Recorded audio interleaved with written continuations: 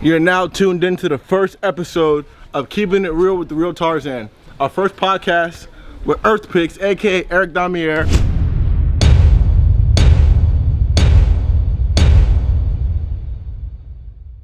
And we're gonna talk about women, we're gonna talk about jail time, we're gonna talk about animals, we're gonna talk about ayahuasca trips, talk about traveling. Everything we're gonna cover, check out this episode. Peace. Cool. All right, fellas. Yo. What's up, dog? Thanks for having me on, man. Bro, our first podcast ever. Like, this is number one. That's right. Numero uno. Look at where we at, though. Bro. Dude. Thanks to this you. place is amazing. Look at this shit, dude. I can't believe it. Every time it hits hard. Hard. My mind literally gets blown every time I see the different shades of water. You know? Never Just from gets the old. just from the top.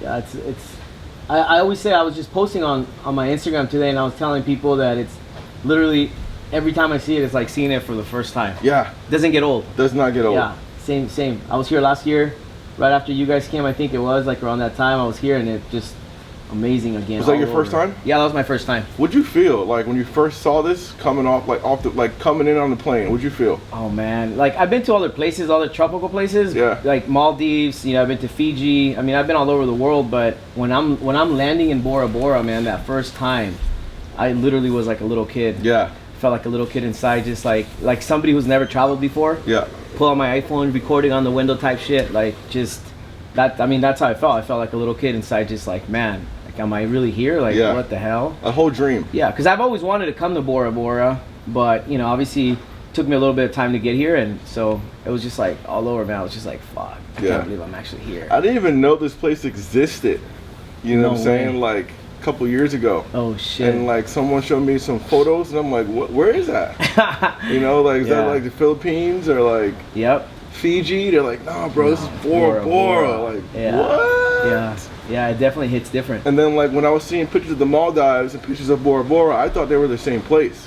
Yeah, because they kind of look like a little bit alike. Yeah. Yeah. Sick, dude. Yep. And when I first got here on the plane, I literally was like living in dream world. Like, Yeah, I saw that. I kept looking at all the posts you guys were doing with Jay Alvarez. Yeah. Man, you guys were like just sending it, bro. Too much fun, Yeah, dude. yeah. Like, what a I was what actually a trip. little bit jealous, to be honest, because I came here.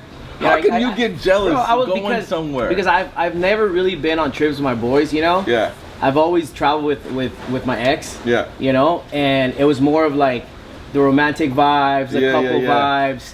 And I'm looking at your Instagram feed, and I'm like, these dudes are doing backflips. Yeah, these we dudes running are gun shit, going, dog. like shark diving. Like Yeah. I'm like, like, you know that FOMO you get from like, fuck, I wanna be there. Like I wanna be there.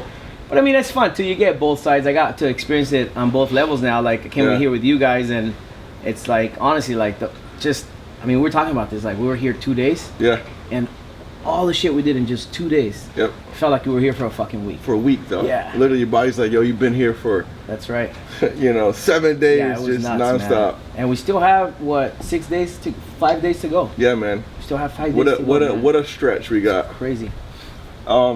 Yeah, I've traveled with chicks before. It's definitely a different vibe than traveling with just the boys, getting some work done, sure. Going out having fun, not really worrying about. I wouldn't say they slow you down, but I definitely different vibe from like how men just move. We don't really care about, much shit versus just having fun and living in those cheap thrill moments. Right. I mean, we're looking at like one of the things I noticed on this trip, because I've obviously been on other trips where like been with friends and whatnot, but one of the things I noticed is I was telling you guys earlier was like, man, like we're out here literally just like, all right, what do we get into? Yeah. What adventure can we do? Like, what can we go swim with sharks? Let's go swim with the whales. It's whale season. Let's go skydiving. Let's go backflips. Like all this stuff, man. Like when you're traveling with a girl, it's not the same. You know, you have to be a little bit more sensitive. You got to look to their feelings and what they want to do. And I don't know though. There's some girls out there that will full send backflips. That'll go just do gangster shit with you. You're just like, yo. I haven't met those girls. Yeah, so yeah. Maybe we need to bring them they're out. definitely out there. Not all women are like that. Yeah. I'm a big fan of women. Yeah. You know, so like outside of observing like animals and places, I like to observe the opposite species of the male. And women are interesting, man. They're definitely all not like that. For sure. Yeah. I haven't met any like that, but I'm sure they're out there. They're ones that are used, like, down to get backflips and all that stuff. Oh, they're sick, dude. So. Women, I feel in a lot of aspects, women are way more crazier than us when it comes to adrenaline rush. You just got to find that one, or yeah, you know, you got to find one that already has it out of them. Yeah, I mean, they want to explore that feeling. On Instagram, who would you say that is? Like, besides Ocean Ramsey swimming with sharks? Yo, like, she's else? a gangster. Yeah, yo, she's like on a whole other level. Ocean Ramsey, shout out to you, girl. Yeah, she's on another she's level. literally Aquawoman. You know, like she's Queen Elizabeth underwater. Yeah, she inspired me to start one of my accounts. It's called Most Extreme Feed on Instagram. Yeah. Since the day I started, the reason I started that account was because when Ocean Ramsey was, I think she was at 50,000 followers on Instagram. Mm-hmm. One of my content team guys brought over a photo to us, and it was of this girl just diving with a white shark holding onto the fin. And this shark looked like he had been on some fights, man. Scars all over the old face. Old boy. Yeah. Old girl, actually. Yeah, I don't know. I know exactly what it was, but I saw it and I was just like, they're like, hey, can we post this on EarthPix? Because I know, you know, it might get a little backlash from the audience of us posting somebody diving. We had never posted something like that before. Yeah. Somebody diving with a shark. And I said, dude, post it. I think people need to see who she is. Since that time, I was like, dude, I gotta find more content like this and just create a community of people that love this kind of content. For sure. And that's when it was born. It was like that one account. We're now close to 500,000 followers on it.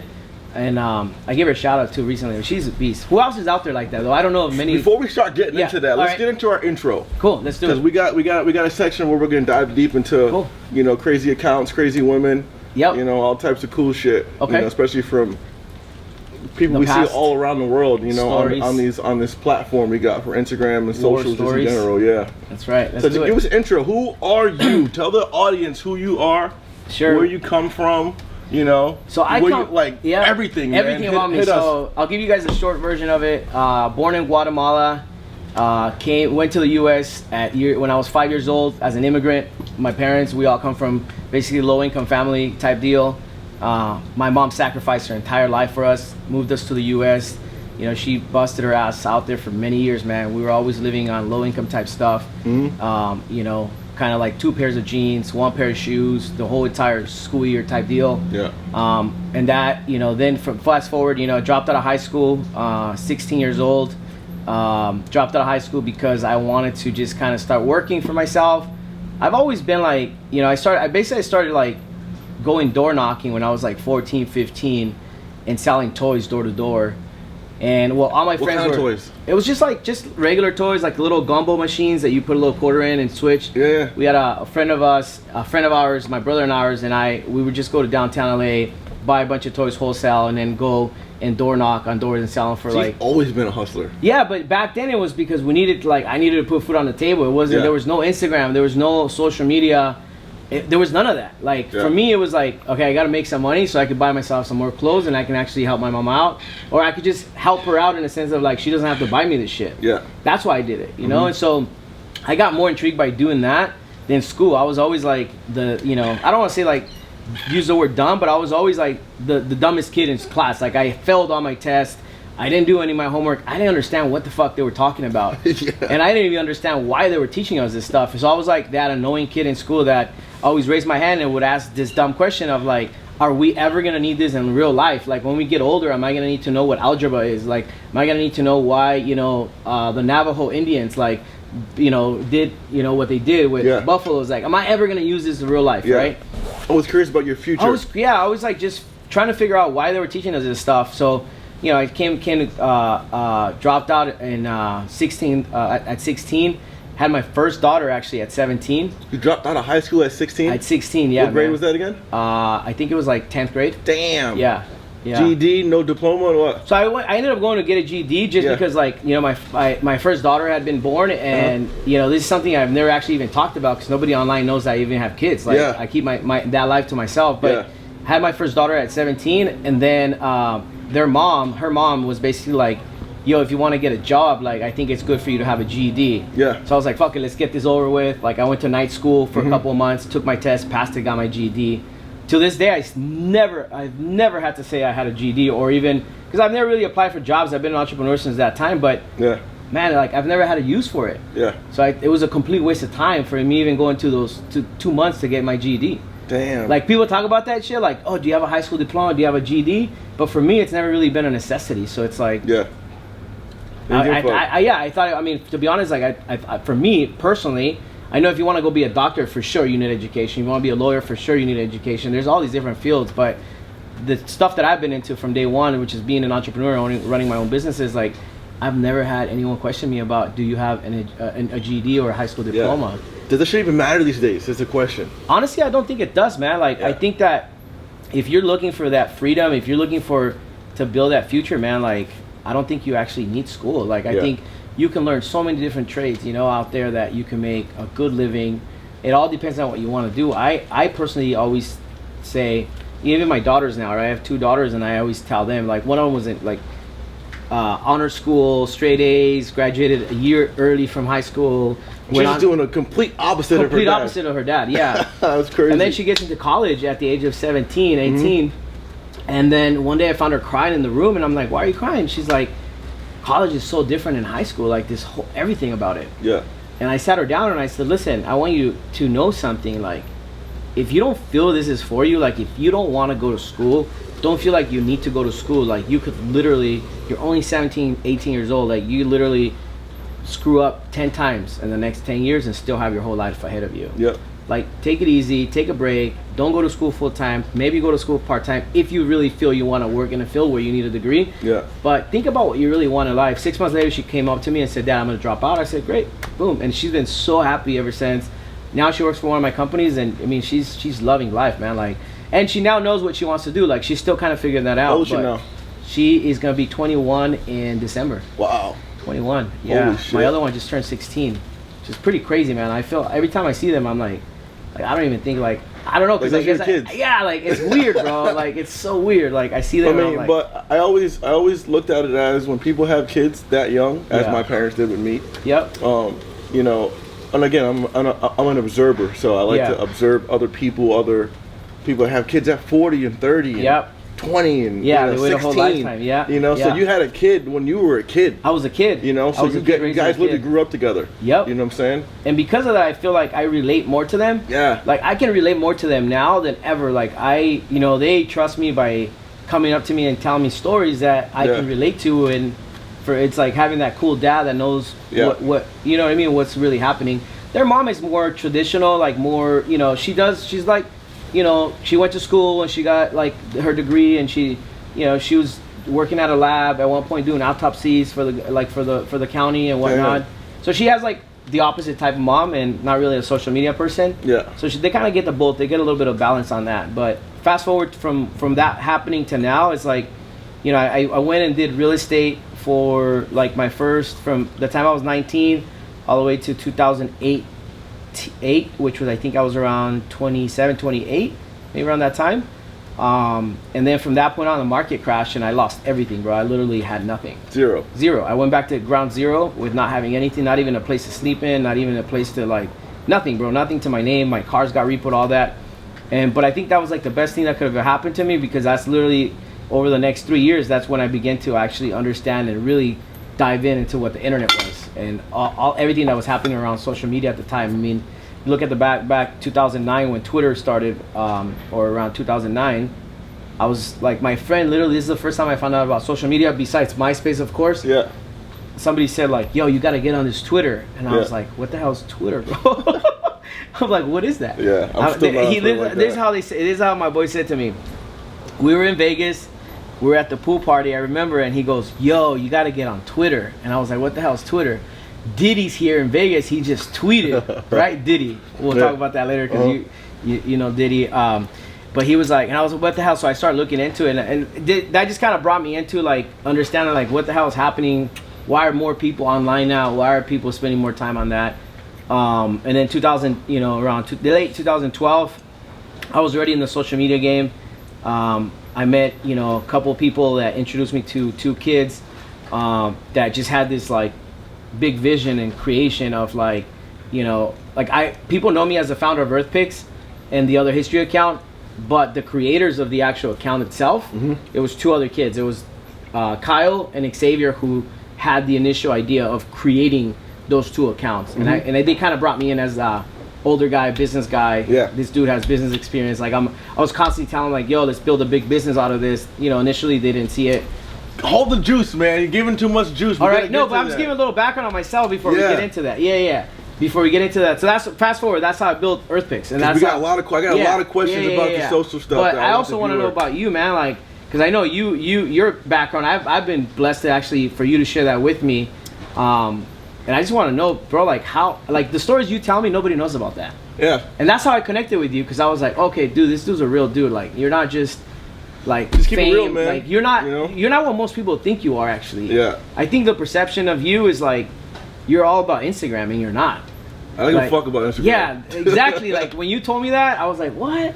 Another person who doesn't give because that's how I handle my business too. Like for me, it's just a business, bro. It's not who I am. Yeah. Right. I'm a completely different person outside of when I met you, and you told me like, bro, I don't give a fuck about this. Like I don't care about the fame. Yeah. I have a mission in life, and I respected that. So tell me a little bit more. Like I think people should know about your stories about how you started, because you've always been working with animals. Whole life. So this isn't something that you just like one day woke up and were like, oh, I think I'm gonna get famous on it. You literally just, it happened because of who you really are. It was also, I feel like a blessing, because my family did it before me. Okay. You know, the more I get older, the more I reflect on my experience I've had with my family members. Yeah. You know, their love and admiration for animals just only trickled down to me from them. You know, so. Yeah. Just like you know, you had kids and they grew up with you. Yep. My parents were kids, you know, when they had me. My mom had me at 16, dad was 17, so mom was a junior. Oh wow. You know, and she graduated high school with me, like in the flesh. Wow. You know what I'm saying? And yep. my dad went off to college for a year. But man, you know, my whole family had animals from day one. From day before I was even born. Wow. You know, my cool story. You know, my grandma, one person which I consider and call the real Tarzann.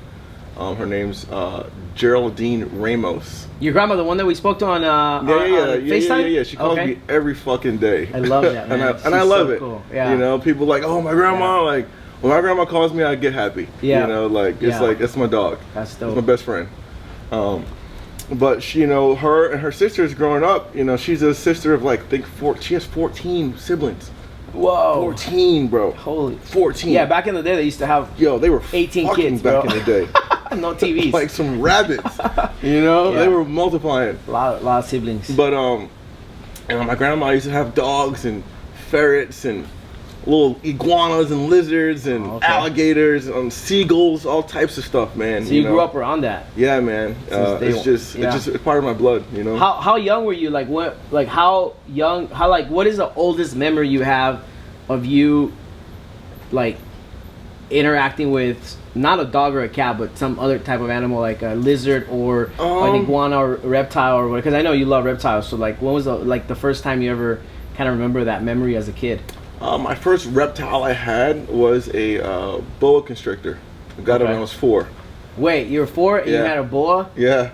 Oh shit. I'm a real I have probably an addictive personality. Yeah. You could say. And of course, watching TV, you know, having rubber snakes and lizards and stuff, and going outside and seeing little small earthworms. When I was so I get so fascinated by the little things. Yep. You know, so I see an earthworm. And I see a big earthworm, like a 6-inch earthworm, and I'm like, holy shit, this thing is like a dinosaur, you know what I'm saying? And then like my mind's blown for, you know, a couple days, and I'm talking about this earthworm I saw, and everybody's like, yo, why the fuck is this kid constantly talking about this earthworm? Like, it's a worm, let it go. You know, like. No, I've seen it firsthand. Like even coming here with you, like you literally get excited about animals. I can't control myself. Bro. Yeah, it's like this whole like passion comes out in you. Something takes over my spirit. Yeah, and a lot of people don't know that. So like speaking about your background, right? Like they just see the stuff that you post. Like I was actually, you know, lucky enough to go to your home in Florida, and I see the kind of work you guys do, man. It's like real work. Yeah. And I remember like one time I was telling you like yo, I'm trying to get a hold of you, and you're like, bro, my bad. Like the last 10 hours I've been building cages. Yeah, nonstop. And I was like, I remember thinking like, what? Like, because I didn't know that about that side of you, right? But like man, like it's not just I guess you know, some people, like if you look at Instagram as a platform, a lot of people pretend to be who they are. Yeah. You know that firsthand. Yep. I've met those dudes, right? They pretend who they are. They're not really that. But your background, man, it's like you've always been around animals, and this is what you live for. Like another funny thing I think is like crazy is like other people go out there and buy Lambos. Yeah. You're telling me about a turtle you want to buy that costs more than a Lambo, and I'm like, what the fuck? I mean, it's just part of life, man. You know, like everybody's different. You know. Yeah. I grew up different. I was raised different. You know, I had different people around me growing up. I come from a different.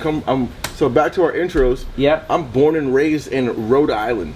Oh wow. Literally Providence, Rhode Island, the smallest state in the United States. Literally New England, where the settlers came. Right. Many moons ago. Yep. Plymouth was one of the first spots that they stopped at. Yeah. And that's where my family originates from. So we're like Cape Verdean, Portuguese, and black people. A little bit of white people as well too, and my family tree. Yeah. But just straight up, like, you know, raw, real deal slaves. You know, crazy. Which is part of history. You know, people kind of forget. You know.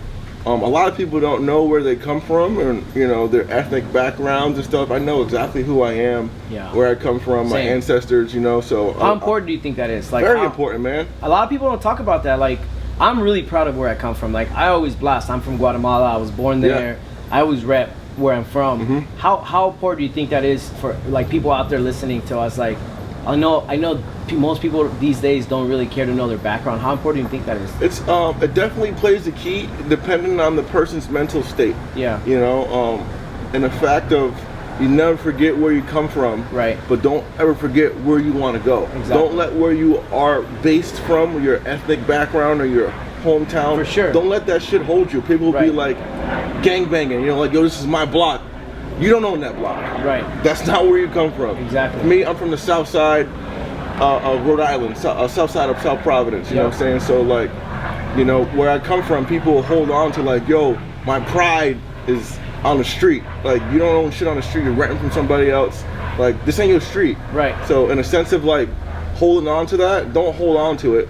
Definitely know and appreciate where you come from, but don't let it hold you back. Don't let it make you are. You know? And if you don't know where you come from, don't let it bother you. Right. You know what I'm saying? You still have a whole life to figure out who you are and what you want to be, and it'll come out. You know, it naturally comes out.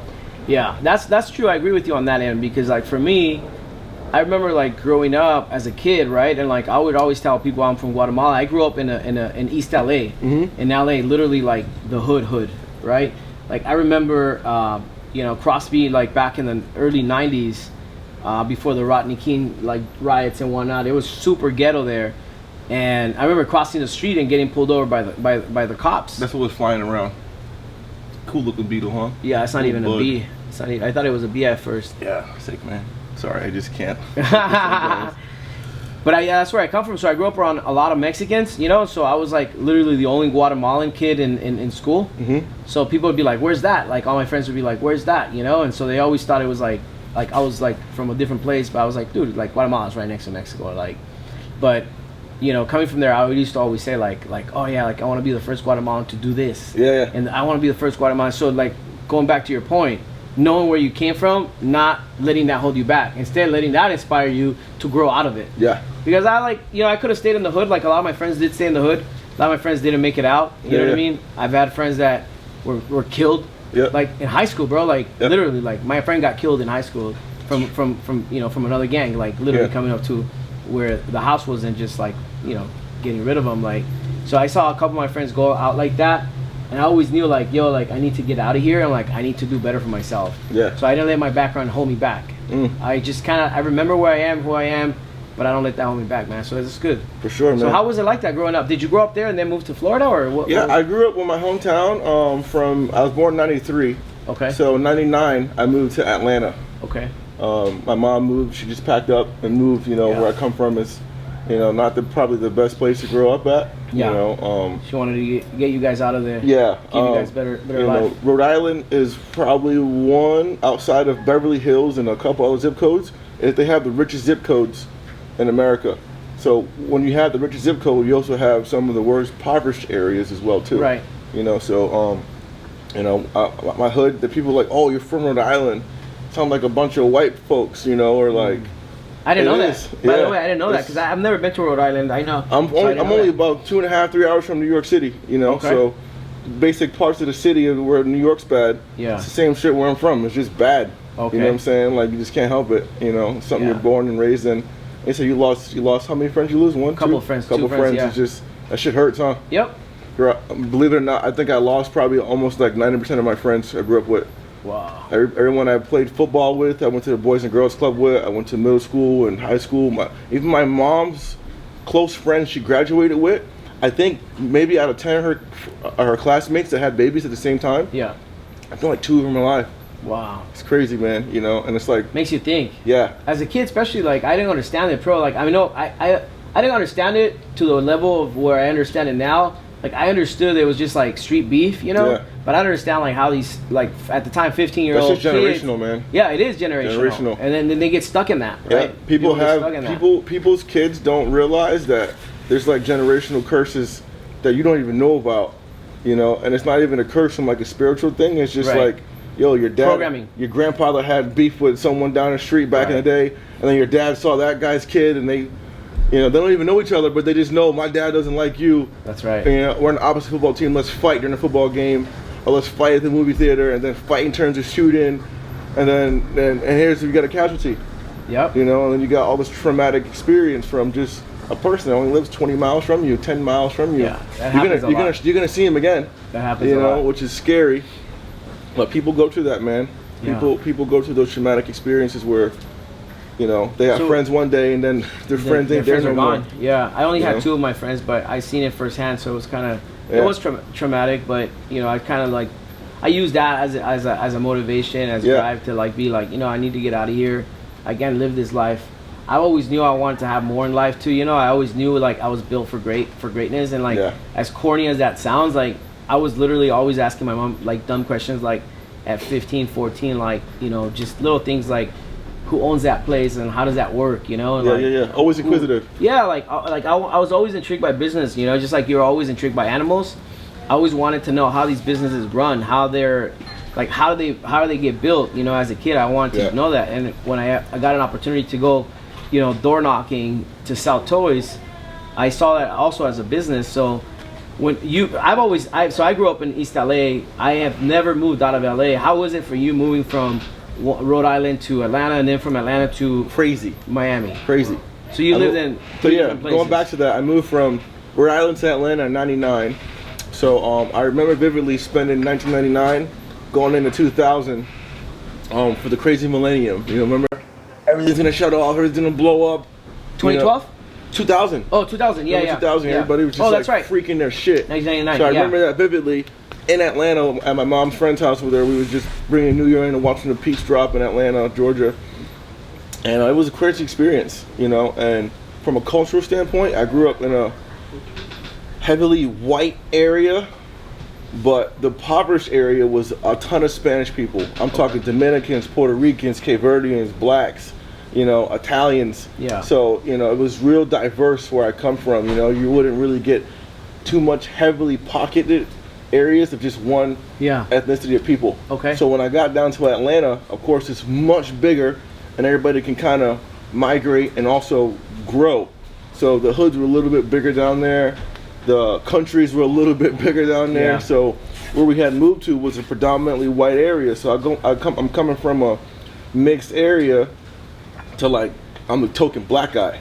Okay. You know, and it's like definitely different. You know, I got a great grandma. She's white. Her name's Clara. She passed away a couple of years ago. It's like 70, 80 years old. Yeah. But I remember her literally grabbing my little cheeks when I was moving, and she used to call me her ugliest grandchild. My little ugly, you know, ugliest grandson.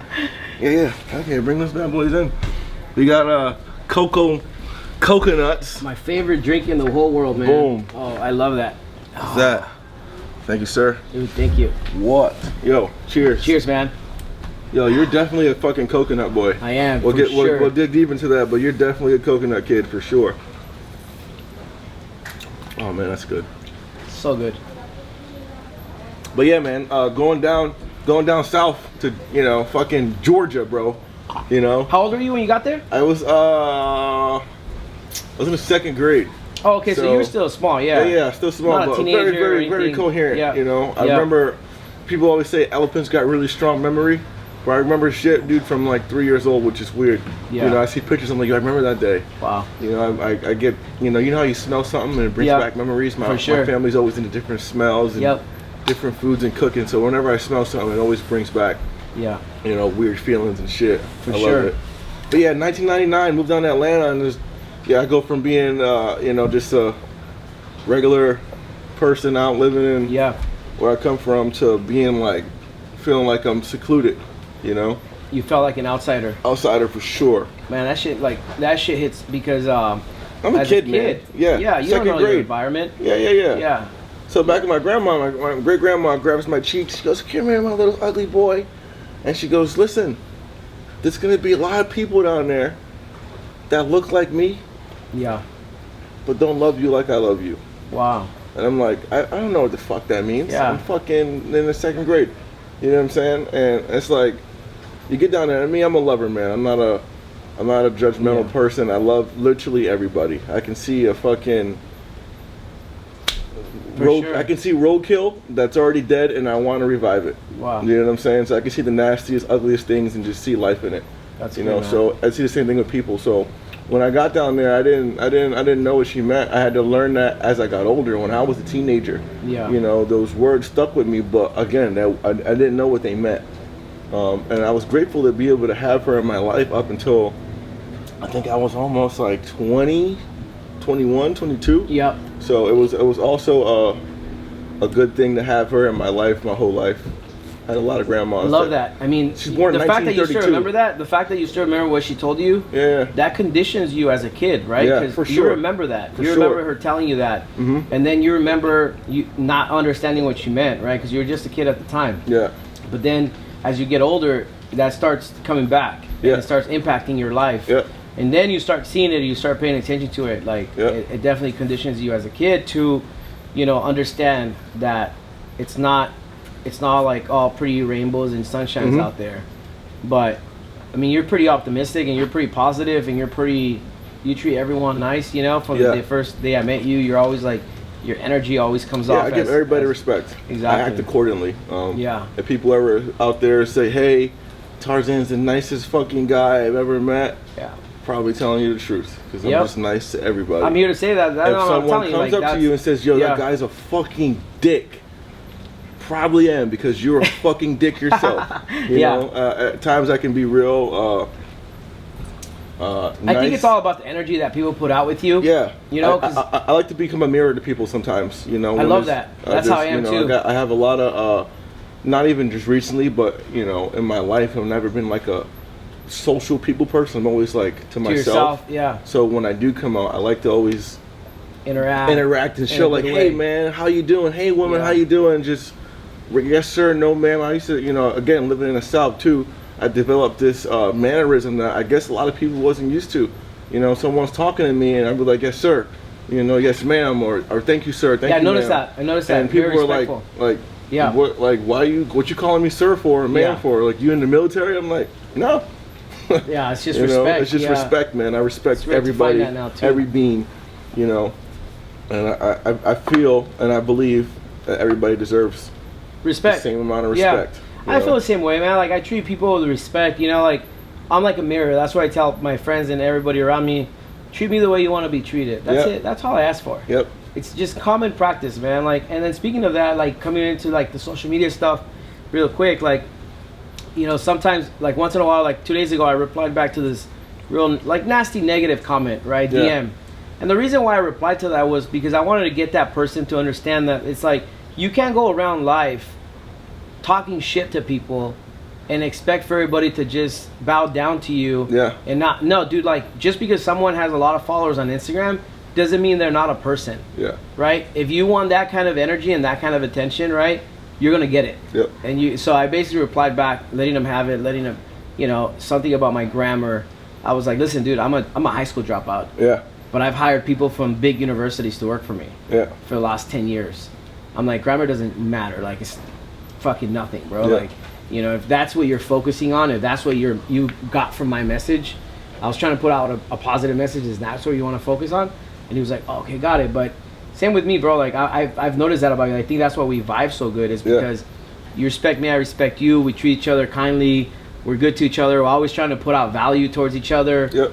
And it's like, and that's how it should be, man. You know, if you're gonna share time with somebody, as well as in a business aspect, a personal aspect, you've got to be able to just grow. You know, grow each other. And I feel that's real key, which is speaking positive, being positive. We don't both have a mutual respect. Yeah, there's not a lot of that right now in 2020, man. Which is like, I think we're living in 2020. We're living such a different. That's the next topic. Let's hit a pause on our intros and go dead into 2020. Let's get from the 90s and kids and you know, dude, upbringing to let's go to current events. Remember how everybody in 19 freak is happening right now? Do you remember how everybody in 2019 was like, hell yeah, 2020 vision? Yeah, all 2020 vision. Oh, this is my year. This is my year. Everybody's blind right now. Ain't the kid, none of y'all motherfuckers see nothing.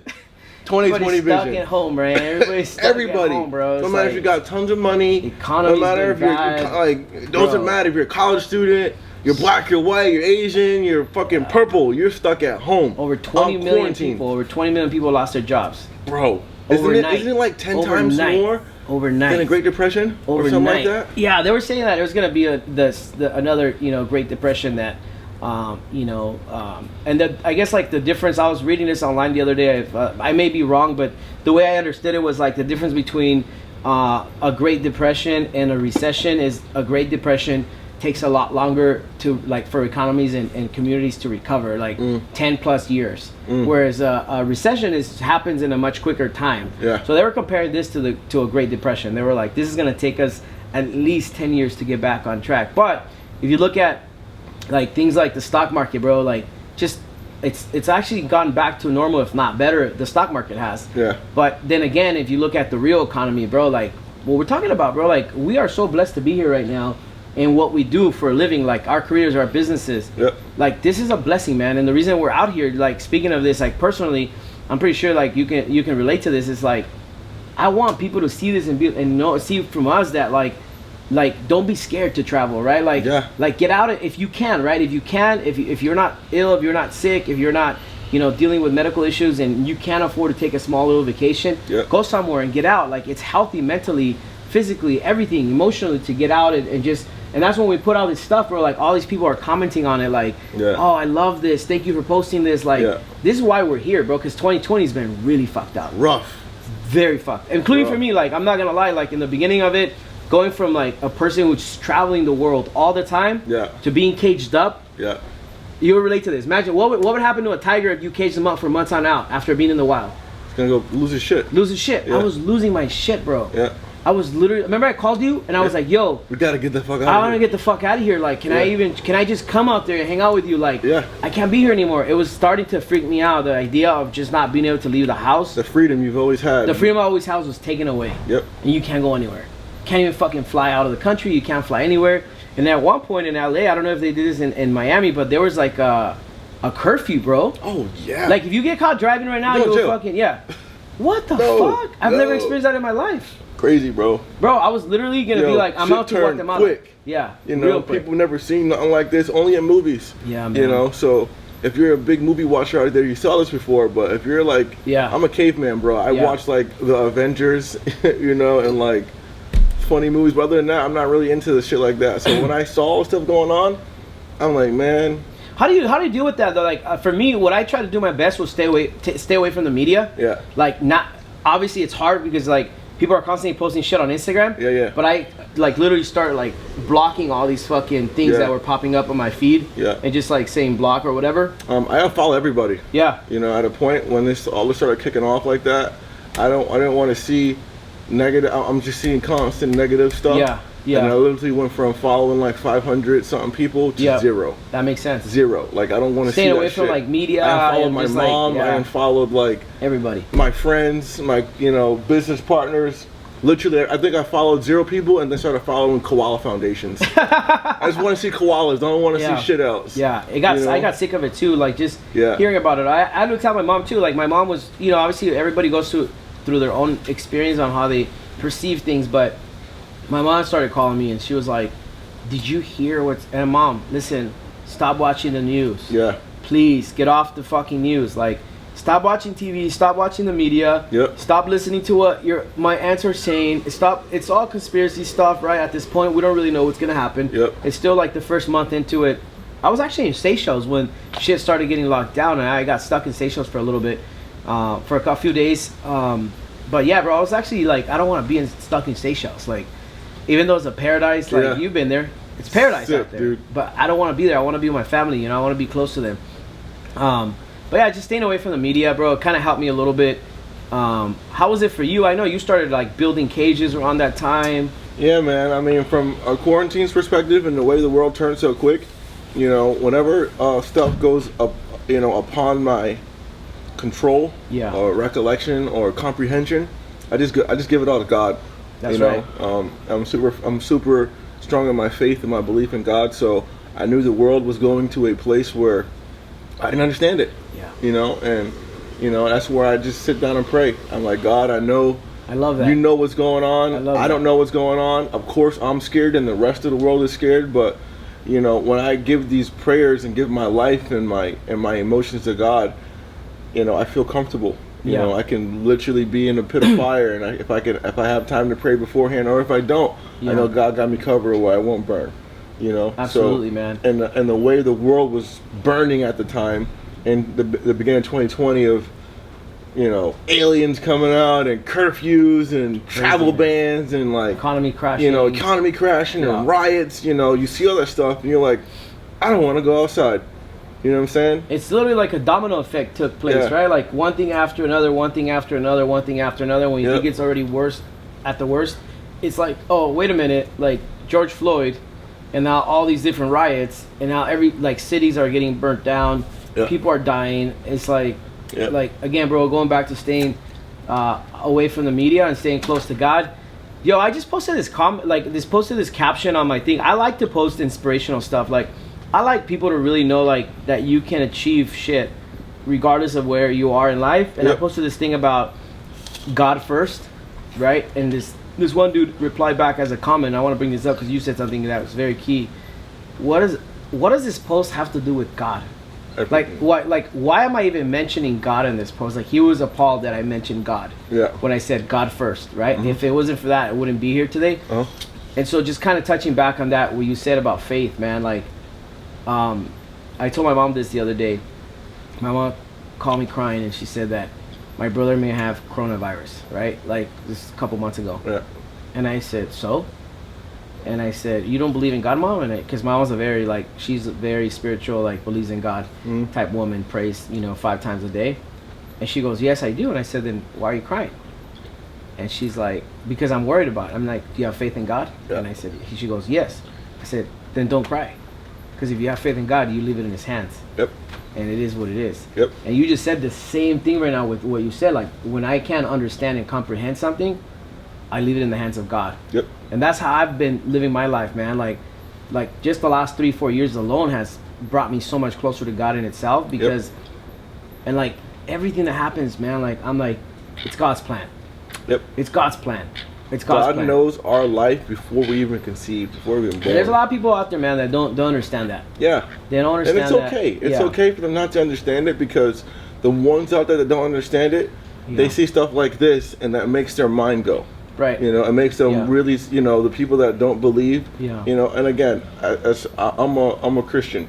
I believe in Jesus Christ. Sure. I love Jesus Christ. I love God. Yeah. And there's people out there that hate that. There's people out there that believe in something else. There's people out there that are Muslim. There's people out there that are Buddhist. There's people out there, whatever the case may be. Yeah. And that goes back off to respect. I respect them all. Absolutely. You know what I'm saying? Yeah. Like, I respect your religion. I respect your beliefs. For sure. I'm not going to ever look at someone and say, yo, you're wrong and I'm right. You're wrong, your God's a lie, this and that. Like, 100%. I'm like, yo, more power to you, brother. That's right. I love you. You're probably, I look at it this way. And by the way, like when we're talking about God, just like, I don't know if you can relate to this or can agree or disagree. We're not even talking about religion right now. We're talking about God. Yeah. Right? Like the greater power. Look at it this way. Source energy. This is my best way I like to explain it. You speak Spanish. For sure. And English, right? Yep. 2 languages. 2 languages. If someone walks up to you and starts speaking Mandarin, are you going to know what the fuck they're saying? Nope. So how can you tell me what... I can't judge it. You can't judge it. You can't say, hey, How you know he's not talking about the same exact God Right. that I'm talking about, just in a different language, Just a different language. different dialect, different love that. cultural. You know, you got Western That's a great- culture, yeah, that's a great Eastern analogy. culture. You know That's what I'm a great saying? So analogy. like, if you can't go there and fully say, hey, I'm going to learn the Mandarin language, I'm going to live as the Mandarin people, and I'm just using the Mandarin as an example, you know. But if you can't fully, you know, No, I think comprehend you that, hit, then you hit the nail on the head. The analogy of comparing it to different languages and not understanding it, how can you judge it if you don't understand it, Exactly. right? So you respect Exactly. everyone, you love everyone. Mhm. I'm the same way, man. I have Muslim friends, I have Jewish friends, you know, Love I have them Hindu all. friends, I have atheist friends. Yep. You know, I love conversations, period, and I think that conversations about these topics allow us to understand more. They have to be had. Yeah. They have to be had by fully coherent Yeah. and happy people. You can't talk to a bitter person about anything. Let me throw something at you really quick. Yeah. It's the whole phrase that I constantly get this, right? Like we're talking about God right now and how blessed we are. Let me throw a quote on there. Well, it's easy for you to say that because you're out there in Bora Bora living life to the fullest. Yep. While I'm here struggling on the street, not having a fucking thing to eat. Yep. So it's easy for you to have faith. Yep. What can you say about that? I had faith when I was on the street too, motherfucker. That's right. You know what I'm saying? That's Like right. people don't get that. People say, "Yo, Tarzan, how can you That's say the this? difference. How can Eric? How can you say that?" The difference is, yo, I've been fucking homeless, dog. Yeah. I've been living off dollar cheeseburgers. Same. I've been not having shit in my bank account. Same. And it ain't like I've been balling for years. I ain't balling right now. Right. You know what I'm saying? Like people The don't. whole point is your faith has always been My there. faith has always been the exact same. If anything, it was stronger when I didn't have shit. Yeah. You know what I'm saying? People always praying and coming to God and loving God when they're at their worst. Yep. Do that shit at your best when Right. you feel the best. When I go out, I remember one time many years ago, I went to spring break with my friends. I think right in high school. Didn't have shit. Like Nothing. literally, I had $30 in my pocket for 10 days to eat, to have a blast, and I wake up in the morning. Thank you, God, for getting me here safe. Thank you, God, for waking me up this morning. Thank you, God, for me having fruit. You know what I'm saying? And it wasn't even my fruit to eat. Someone gave me an orange, an apple, and a banana, and they had an extra pack of Eggo waffles. Yeah. Buy one, get one free. The roommates I was Yeah. staying with on spring break. Yeah. And I'm just so thankful for the small stuff. Because I don't got shit. Yeah. You That's know? right. So, like, I bet, you know, God's providing me. it's crazy you say that, man, because like I went through a different experience on the faith side of things. There was a point in time where I actually lost faith. Yeah. Yeah, there was a point in time where I actually lost faith, and it was just because everything that could go bad was going bad. Yeah. Right. And all my life I've had faith, and this one time it was like I started questioning it.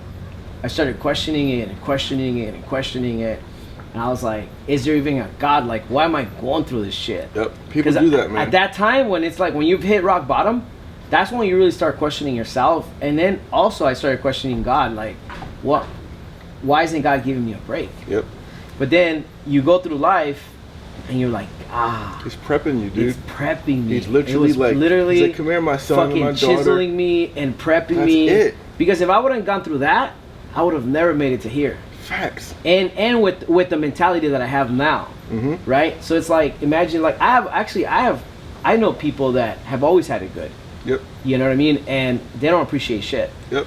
And they don't have that mentality that you have, that I have, that all of our friends have, like Yep. that kind of drive mentality type scenario. They literally go through life not understanding the value of Because they anything. got that security blanket. You know? Yeah. They got that Yeah. net. They can jump off something and land on a net. So those you know? bad experiences where I've almost lost faith, and I'm saying this, man, so like people out there listening to this can relate to this. Like, it's easy for you to say it now. I've been through the like almost losing faith scenario. Yeah. You know, and the way that I overcame it was literally like, and this is how I know there's a God. Like, out of all times, bro, around that time, my brother was literally like, "Hey, you coming to church with me on Sunday?" And I was like, "What the Yeah. fuck?" And the pastor said something you just said right now. I don't think maybe like they didn't really hear you say this, but the pastor said this at church. He said, and I'm not a church guy. I don't go to church. Yeah. Just to be clear, like, I'm not a religious person. Like, I don't go to church every Sunday. My relationship to God is direct. Mhm. I pray every day. I meditate every day. That's my relationship to God is direct. But I have that, God first. Mm-hmm. The pastor said, how come it's so easy for us to pray to God when we're down in the gutter. God help me. God this, I need this, I need that. Bless me with this, bless me with that. But the minute we get to another level in our life, financially stability, forget it. We forget it. We forget God. We forget the God that put us there, right? Yep. And me hearing that was literally what like clicked in my mind. And I was like, yo, that's what I did. I forgot about God when I was at the top before I lost everything. And like I said earlier, we forgot where we came from. I forgot where I came from. That's it. And just as fast as he can give us, he can take everything. He can take it away. Got the chills right now. Boy, God is scary. Yep. You know. And that's what happened to me, man. I forgot where I came from. I forgot my roots. I forgot about God when I was at the top. Yep. And then he said, "Okay, cool. Let's make you go through it again." Yep. So now you remember. He'll bring you lower. Yeah. People realize. People say, "Hey, I've been low." Man, low can get low. Yeah. God will say, "Hey, I'm gonna drop you off in the lowest dungeon." That's right. I'll come save you. That's right. But I'm dropping your ass off for a little bit so you can 100% get your shit back together. Yeah. You know, and some people can handle it, some people can't. You know, and it's definitely a weird thing to lose faith. Yep. You know, some people have those questions you get in your mind. So much shit's going on. I get DMs all the time, man, about it. Whenever I post about God, or whenever I put like on my profile, it says God first. I get those DMs all the time. Like what is this God thing you talk about? Like, why is God? What does God have to do just because you have this life? Blah blah blah. They don't get it. A lot of people don't understand it. Mm-hmm. So it's good that you do, and it's good that you come from that. That you always have a strong fear of God, man. You know, I'm 100% not perfect at all. You know, but when it comes to God, do not play. You know, I love God more than anything on earth, on life. I love God more than myself. Yeah. More than animals, more than my mental state, more than my physical state. Or, you know, God is me, my spirit, my soul. Yeah. You know, and you have to fully love God. And literally, you got to yearn to be in the presence of God in all aspects of your mind, of your actions, because you can't go in anything with the wrong intention, because you can't fool God. Nope. You can't say, hey, I'm going to do A, but your intentions are B. That's right. He knows your intentions are B. That's so right. He's like, come on, you literally have to be there's 100% in. There's a saying, right, like in the spirituality world, like, because I'm very spiritual as well, like when it comes to like just, and I want to ask you this about spirituality stuff, because I know a lot of people confuse it whenever I post stuff about spirituality, and they think I'm speaking about religion, and I'm not. It's two different topics. Yeah. But there's this thing that we talk about in the spirituality world where it's like the universe doesn't hear what you say, it hears what you feel. And that's what you just said about God, right? Yep. So, and again, going back to the spirituality stuff, like, you know, I also do believe that when I talk about the universe, or the universe brought me this, the universe, it's God. Yeah. Because God is everything. 100%. And the universe is everything. 100%. We're all connected. So there's a lot of, you know, there's a lot of misunderstandings, I think, online about, or everywhere, that like, oh, spiritual people, you know, it's something different. And I really don't think it is. Yeah. We're talking the same fucking language, just in different manners. Like when I talk about the universe or source energy, meditation, prayer, all the same shit. Yeah. It's literally all the same. Like when I meditate, bro, I'm literally trying to connect to God. Yep. You know, I'm not doing it in a religious way. I'm not doing it in the way the Bible says to do it. I'm doing it in a peaceful manner where I'm clearing my mind and literally connecting to source energy to try to align myself in my spirit and my energy with the entire universe so that I can attract what I want out of life. And if you think about that versus prayer, it's the same fucking thing. Yep. Like, what do we do when we pray? Unseen. We say, we pray, we say thank you, it's gratitude, and then we ask for blessings, right? Yep. And protection. Yep. Same exact thing. Have you ever messed around with anything that relates to like plant medicine? I know you and I had this conversation before. What do you mean by like plant medicine? Like ayahuasca, weed, Pedro, DMT. weed, DMT. What are the other plant medicines? So there's basically like mushrooms. Mushroom is considered part of the plant medicine family because it's all comes from a plant. Yeah. Ayahuasca, DMT as well. Isn't DMT like tree bark or something like that? Or it's the extract or something like that? It's the vine of a tree. Mm-hmm. It's the vine of a tree, and then they mix it with this flour. They boil it up in water for hours, sometimes like 6-8 hours. Yeah. And it comes from that. It basically like the water that gets into like kind of thick water, tea. Yeah. You drink that. I did it the first time in Ecuador. I went to a retreat. and literally changed my life. Wow. Like literally changed my life. Like how? So one of my biggest disconnects in life, because of the background that I come from, like my mom, I had my biggest disconnection with just life in general was never really understanding or feeling like my mom really loved me. Yeah. I knew she did because I saw the things she did. Before we get into the ayahuasca topic, did you do any drugs before that? I did. Like, I did. Yeah. Heavy drugger? Bro, I was like, I sometimes like whenever I tell like close relatives or people or friends that I trust this stuff, I'm telling everybody here now, like I used to sometimes even do like up to 16 ecstasy pills in one day. Holy shit. Like, just so you guys understand how much that is like 1 or 2 is already a lot. Yeah. When you get to a point in death. Yeah, 16 is death, right? And so I remember having those days where I would binge, like go to Vegas and just literally in 24 hours I would do 16 pills. Holy shit. I've done everything. I mean, the only thing I think I've never tried was heroin.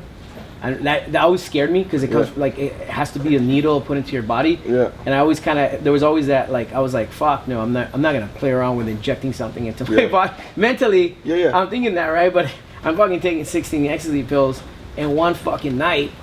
I could have died. Hell yeah. I could have died. On the quickness. My buddy and I were talking about like these fucking times. Like 2 weeks ago, we were just having dinner and we were just like, we've done some real stupid shit in our life. Yeah. Like we could literally be dead right now if it wasn't for the blessing of God watching over us, you know? So yeah, I've tried everything, ecstasy, cocaine, you know, just meth at one point. I didn't like that. It wasn't my thing. That just sent you to a whole different atmosphere, huh? Bro, it was like for me, like the one time I tried meth, it was just like I was awake for almost 48 hours with no sleep at all. When you go through that time of like going over 24 hours of no sleep, right? Yeah. I mean, I don't know if you ever like been really without drugs, but definitely extremely tired, and you're not going to sleep. Your mind just starts drifting. You almost start hallucinating. Yeah. Yeah. So imagine after 24 hours, and then you get to the 36 hours, 40 hours, 48 hours, and then your body finally just crashes. Yeah. And you sleep sometimes for 2-3 days. Like the one time I tried it, I slept almost 2 days, bro. And I remember waking up, and I didn't like that feeling. Yeah. You know. So yeah, I mean, when I was in my mid 20s, that's when I experimented with all those, you know, party drugs and whatnot. Yeah. It wasn't a good vibe for me. Like I think like fast forward, I was in a really dark time of my life. Yeah. Where I was like, I didn't really understand who I was as a person. I was lost. And I did it just to kind of like bury all my fucking emotions and feelings. And I wanted to be accepted too for a long time. Yeah. Like I wanted to just be accepted, and I ended up coming across the wrong type of friends to hang out with who accepted me. Yeah. But they were always about that life, you know. And so I tried everything on that as far as that. But obviously, like you compare those drugs, synthetic type drugs, to like plant medicine, which is a completely different thing. And now, like there's all these documentaries or even TV shows now. There are mainstream shows that try to present ayahuasca as a drug, and it's really not a drug. Yeah. Right? It's literally has been used as medicine for thousands of years by different tribes in different areas of Central and South America to heal people. I've had friends that have gone to South America who are, you know, alcoholics, addicted to drugs, did ayahuasca and never again touched any of that. Yeah. In one fucking shot, like. And how do you have that? But then is it like a bowl? Is it like a bunch of liquid? What is it? Like a shot? How is it? Yeah, they give it to you in a little shot glass, like a little. Sometimes it's like a little cup, but it's more like a little shot glass. So they give it to you, drink it. Typically, the ceremonies I've been to, and the ceremonies that I would recommend is to go to a retreat where you're gonna be safe, where there's gonna be people that have super experience with the medicine, natives, and also like Peru down at the Amazon, you know. The local Shipibo tribe, I think it is. They also do it in Peru, but go to a place where you're gonna feel safe, right? Because you want to be in a place where you're not, you know, it's basically like a judge-free zone. Yeah. We're gonna go. I know we're gonna go. I have a feeling we're gonna go. You're gonna see, man. The minute you get into this retreat, it's all love, and it's all like, you know, understanding. You literally like from the minute you get there, your guard is down. Yeah. You know, you become so like vulnerable. Yeah. You know, and you start hearing these stories from everybody who's there is there for a different reason. Some people are there because they've been addicted to heroin and they're sick of that life, and they've heard good stories about other people that have gotten cured and healed by this medicine. Other people are there because their relationships are coming to an end and they really want to try to save that relationship. Other people are there for emotional reasons, depression, you know, being an alcoholic, all sorts of different stories, right? So I was there because I was like literally wanting to take my life to a whole other level and try to understand why I had a lot of ego before I did that. So I was trying to really understand like where this ego was coming from. Like, why was it that I was so egotistic for a long time, most of my life, right? Why I didn't have a connection to my mom. I wanted to be able to understand what love felt like. So literally, like for a whole month, I started just focusing on meditating and praying and asking God to please help me through this. And like when I'm down there, I really want to get these answers of why I feel this way. Went down there, did it the first time, and dude, it's just like literally you take the tea, you drink the tea, you're in a what's called maloka. Right? There's like surrounded, there's a fire in the middle. What's a maloka, like a tent? It's kind of like a man, it's like a large, what are those, canopy? It's like a canopy. Okay. Right? And it's just kind of made out of wood. It's like, it's really fucking... Like a tiki hut. Like almost. A tiki home, yeah, like a tiki, but it's like kind of more, different shape. Yep. And there was about 35 people there. The shaman, there was 2 shamans there. And then there's also a couple of other volunteers that make sure we're all safe and, you know, make sure that if you need to go to the bathroom, they get you up, they walk with you to the bathroom. And if you need water, actually, no, you can't drink water, sorry. You can't go to the bathroom. I did drink a little bit of water in the bathroom because I was like, God, I'm thirsty. It lasted about 10 hours. The ceremony lasted about 10 hours.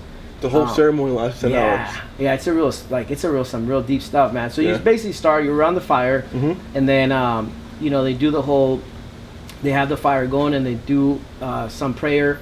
They basically, the shaman talks a little bit about, like, kind of just gives you like, hey, like here's a fire and what the meaning of the fire is, and asks people if you need to walk out, do it in a clockwise motion. Because there's like a certain energy that he's trying to cultivate around that ceremony. And so you take the tea, man, and it takes about 30 minutes to 45 minutes for it to kick in. Once it kicks in, at this point, I start feeling it, right? And I start feeling it because I start looking at the fire, and now the fire starts dancing. And turning into different shapes. It took your brain to a whole nother level. Took my whole brain to another level. So I was like, dude, okay, now it's time for me to like lay back, close my eyes. And the minute I close my eyes, I literally just go into this like zone into like, feel like I was going into a tunnel, dark tunnel, and then it just becomes this tunnel of light. And I come onto the other side. I'm physically not there. I'm only like there mentally or spiritually. I'm in a whole other dimension type deal. And I see this woman with large, beautiful hair just like flowing in the air. And I can't see her face, but I know it's a woman. And all of a sudden I can feel her energy talk to me and say, let's get something out of the way. Women are a gift to this world. And then I just started laughing because I already knew why she was saying that. Like, I already knew that she was going to come on to like telling me like your mom and your grandma and everything that I was going through at the time, my ex-girlfriend. So I just kind of started laughing, and then she says, I know that you've had this detachment, literally saying this to me. I know that you've had this detachment with love, so I want to make you understand what love feels like. And the minute she did that, I just felt this overwhelming feeling and that experience. And then she says, now let me make you feel what your mom's love feels like. I could literally hear her saying this as this hair is flowing. And the minute she did that, bro, like, I started weeping and crying. I thought I had cried for 20 minutes. The next day, the dude that was next to me came and hugged me and said, man, you had some real deep experience last night, huh? And I said, yeah, man. I was like, my bad, I was crying. I was being was I being loud? And he was like, no. He's like, but yeah, we could hear you crying. And I said, yeah. I was like, I was crying for about 20 minutes. He's like, 20 minutes? You're crying for 2 hours, bro. Dang. And I was like, no way. Because when you're in that deep though. When you're in that deep state of like wherever you're in, you don't feel time. So literally like 4 hours went by and it felt like it was 30 minutes. You know, but that allowed me to understand 2 things. One is that my mom sacrificed her entire life for us. And that there is no greater way of her showing her love to us than that. And that the reason that I'm here today, and I'm not saying here in Bora Bora, I'm here with the opportunities that I have, is because of her. Sacrificing her life. Putting her ass through 12, 14, 15 hours of work daily. Not having a life of herself, for herself. Not enjoying her own life to give us this, to provide for us. And my grandma did the same for her. And so that's what made me realize, okay, now I have to do whatever I can in my life to make sure. You grew up with your dad? No, my dad's been gone out of the picture for a while. But that's when I realized, man, like, it's my turn to pay back that favor. Yep. And I'm gonna do whatever it takes. Your grandma raised your mom. Yep. Your mom raised. You got siblings? I got siblings. Yeah, I got 2 brothers and 1 sister. So your mom raised her little troop. Yep. You know, and out of the troop, look at you. You got 2 daughters? Yeah, I got 2 daughters now. 2 daughters. Yeah. And you're a hell of a dad. Yeah. Thank you, man. I appreciate that. Look at that. I know you are. I can tell. You know, there's a lot of people out there that have, you know, a lot of dads that have kids that don't give a fuck about them. Right. No, I've always been there. Yeah. Yeah. So it's cool. My respect to that. Thanks, man. Appreciate it. I feel a change in the atmosphere of men specifically being in their kids' life, and Absolutely. It's cool to see other grown men in their kids' life. Right. It's awesome, man. And by the way, like, I haven't been with their mom in 16 years. Yep. But one thing I told myself was from day one was like, I don't have to be with her to be a good dad, to be a dad to my girls. Yep. I don't have to be there. Like, I don't have to like be with her. Yeah. I can have a beautiful relationship with my daughters, raise them properly, raise them with the best values and respect and everything that I want to raise them with, without having to be with their mom. And their mom and I get along great. Yep. You know what I mean? Like, it's not like we have issues. Like, we have no problem. Two adults come mutual understanding. She's already been in a relationship, gotten married, like the whole works, and we've always like focused on the girls. You know, we have been through our ups and downs and disagreements like any other human, but that was it, man. That was my ayahuasca experience, man. Like, that's what I was telling you. Like, anytime I hear somebody talk about, like, you asked me questions about it last time, a few other friends asked me questions about it. Yeah, I'm very interested in hearing your story. Oh my god, because if I got that experience, man, I can't imagine what other people can get. Yeah, I want everybody to have that experience. Yeah. You know, and even if, like, I have a couple friends who have told me they've had a little bit of dark experiences. Yeah. But then at the end of the story, when they're telling me the story, they're like, I want to go back. Yeah. I'm like, wait, you just told me you had a dark experience. And a dark experience can mean anything. Like, for them, it was facing their demons. Yeah. For them, it was like facing their demons. I'm talking about friends that maybe had like drug addiction problems and alcohol problems. And so they went and did this, and they had to like face this demon, bro. Instead of this beautiful woman, for them, it was a demon, bro. Like, trying to fight them, trying to keep them in, trying to, like, you know. watch scary movies? Yeah, I kind of do. Fuck no. Do not watch scary movies. Yeah. I gotta do. No, I gotta do. Although I shit. think nowadays they're cheesy, but yeah. So I mean, I honestly like think like a lot of people out there just like there's the shaman down there was telling me a funny story. He said that his friend drew a big piece of artwork where there's like Hitler, like all the known what do they call, like, the known bad guys in history are all together drinking ayahuasca to make a beautiful world. So it's like I do believe in that. Have you ever played around with any of that? Like, have you ever? Funny, I've never done any drugs ever in my life. I never even smoked a cigarette. Damn. I smoked some weed when I was little, probably in like 7th, 8th grade. And it's crazy I'm coming out and saying it now because my mom probably gonna whoop my ass. Well, your mom doesn't know? Yeah, she doesn't Your mom doesn't know? She just not found out. And I was like 7th, 8th grade. She's gonna be watching this. So thank God, you know, my dad passed away when I was a freshman. But even if he was alive, I would never come out and say it because he whooped my ass. Oh, like, to this day. Harder. So I can Tarzann, come out and say, Mom Tarzann, you know, when we're watching this, you're gonna be telling the story. Yeah, I was just being a little curious kid, man. You know, seeing my friends go. Everybody goes through that. Yeah, smoking. Curiosity. My buddies used to smoke. You know those owls, those white owl cigars, are like. Yeah, kind of. It's something like that. They used to go smoke them in the garage, and I'm like, oh, fuck is this, man? Like, I'm not doing that. It's nasty. And then I think one time my aunt had some weed at the house. She's a heavy weed smoker. I was never into that stuff. And she went out with my mom one night, and I stole a nugget. Oh, you stole a nugget? So it wasn't even peer pressure. It wasn't like you were with your friends. No. You were just curious. You was curious. Like, yo, I'm gonna snatch a nugget of weed, and next time I hang out with my boys, they're gonna be like, voila! What's up? Look what I got. They're like, what the fuck is that? So, I mean, I think I helped, bro. The nugget dude had to be like probably big as his little cherry. You know, so a tiny one. Tiny one. Yeah, you don't want to make it obvious. I wrapped that thing with saran wrap, 4 Ziploc bags, put it in a sock, you know, and stuffed it under my dresser. I was like, no one's ever gonna smell it, find it, nothing. So how old were you? Bro, I was 7th grade. Sounds about right. So 14, 13, 12, bro. 12. Little bad fucking kid. Yeah. Teenagers, man, we go through the curiosity. So my boys left. We smoked some weed, and I was higher than a bitch. I cranked that Soulja Boy all night. You know how they got like YouTube had just came out like. But crank that Soulja Boy, remember that shit? Yeah. But I remember. Of course, that was a viral song. Yeah, like that was like one of the first viral Soulja songs Boy ever. for like 6 hours, bro. Yeah. Till the sun came up. You were high. Yeah, I was high. As a kite. High as a kite. I remember we had like my mom had just went grocery shopping because we used to have food stamps. Yeah. So we had a bunch of Jello, two Jello containers. Yeah. I ate all the Jello. Jumped on a trampoline. Like I was just having a blast. And after that, like I periodically did it growing up. Yeah. But yeah, I never gotten any drugs, never took any pills. I've always been scared of that stuff, man. I always see people, like where I come from, just like super drugged out. And I'm like, man, I never want to be like that. Right. You know, like, and the way to never get like that is to never even start it. Absolutely. Never even try it. You know, if I'm going to be curious, of course I'll try stuff with some weed when I was a kid. But other than that, never ever in my life. That's good, man. Yeah, that's good. Definitely. 2 things though. I did do DMT once. Yeah.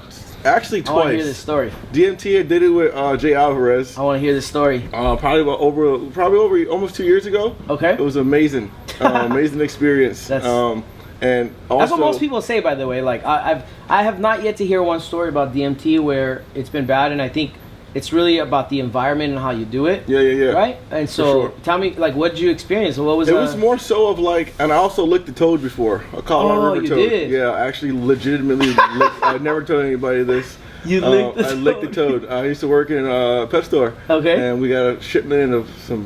What kind? It was like Bufo alvarius? Yeah, what kind of toad? Bufo alvarius. It's Colorado river toads, like the actual, like straight from Colorado. Yeah, that's a river toads. like, big time. Yeah. So we got like, I don't know, like 20, 30 of them in. Oh wow. And I remember like all the guys in the armors were talking about fucking get river toads, and I'm working with a bunch of white boys. I'm like, what are you guys talking about?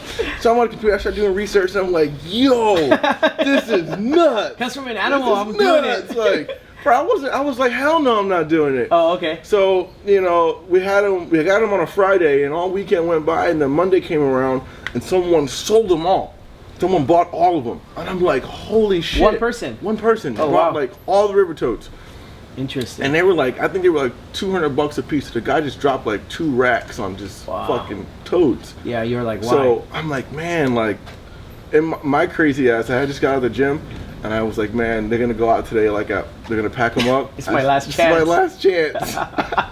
just being ballsy, man. You know, curiosity like, again. Yeah, the 12-year-old Tarzann. 12-year-old Tarzann came out again. Yeah. And I went upstairs, and I'm like, I'm fucking licking this toad. So and I guess they get like secretions off their back. Yep.